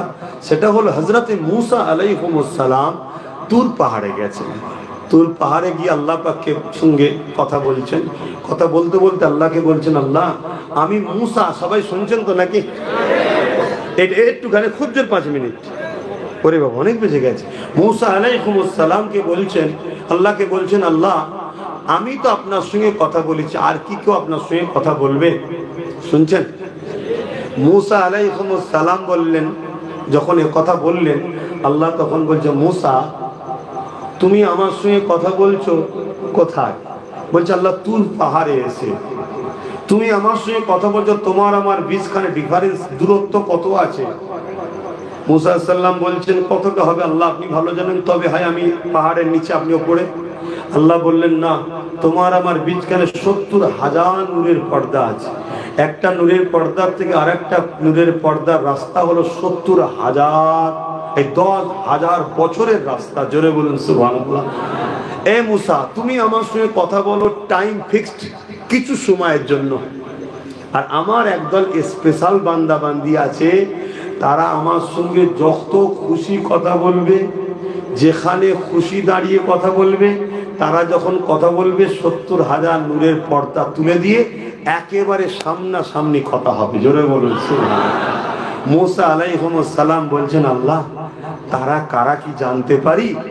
আমার আল্লাহ বললেন ওরা হলো আমার আখিরি নবীর উম্মত। জোরে বলুন সুবহানাল্লাহ। তারা যখন নামাজে দাঁড়াবে, খুব ভালো করে শুনবেন, নামাজে যখন দাঁড়াবে, নামাজের যে কিয়াম আছে তাহারিমা বেদে, তখন কেরাত শুরু করবে। যতক্ষণ কোরআন পড়বে কোনো টাইম নেই, যতক্ষণ দিল চাইবে পড়বে, আমার সঙ্গে কথা হবে। জোরে বলুন সুবহানাল্লাহ। মুসা তুমি বেশিক্ষণ কথা বলতে পারো না, কিন্তু তারা যতক্ষণ খুশি কথা বলতে পারে, পুরো কোরআনও দাঁড়িয়ে দাঁড়িয়ে খতম করতে পারে, কোনো লিমিট নাই। আমি আল্লাহর সঙ্গে কথা বলেই যাবে। জোরে বলুন সুবহানাল্লাহ।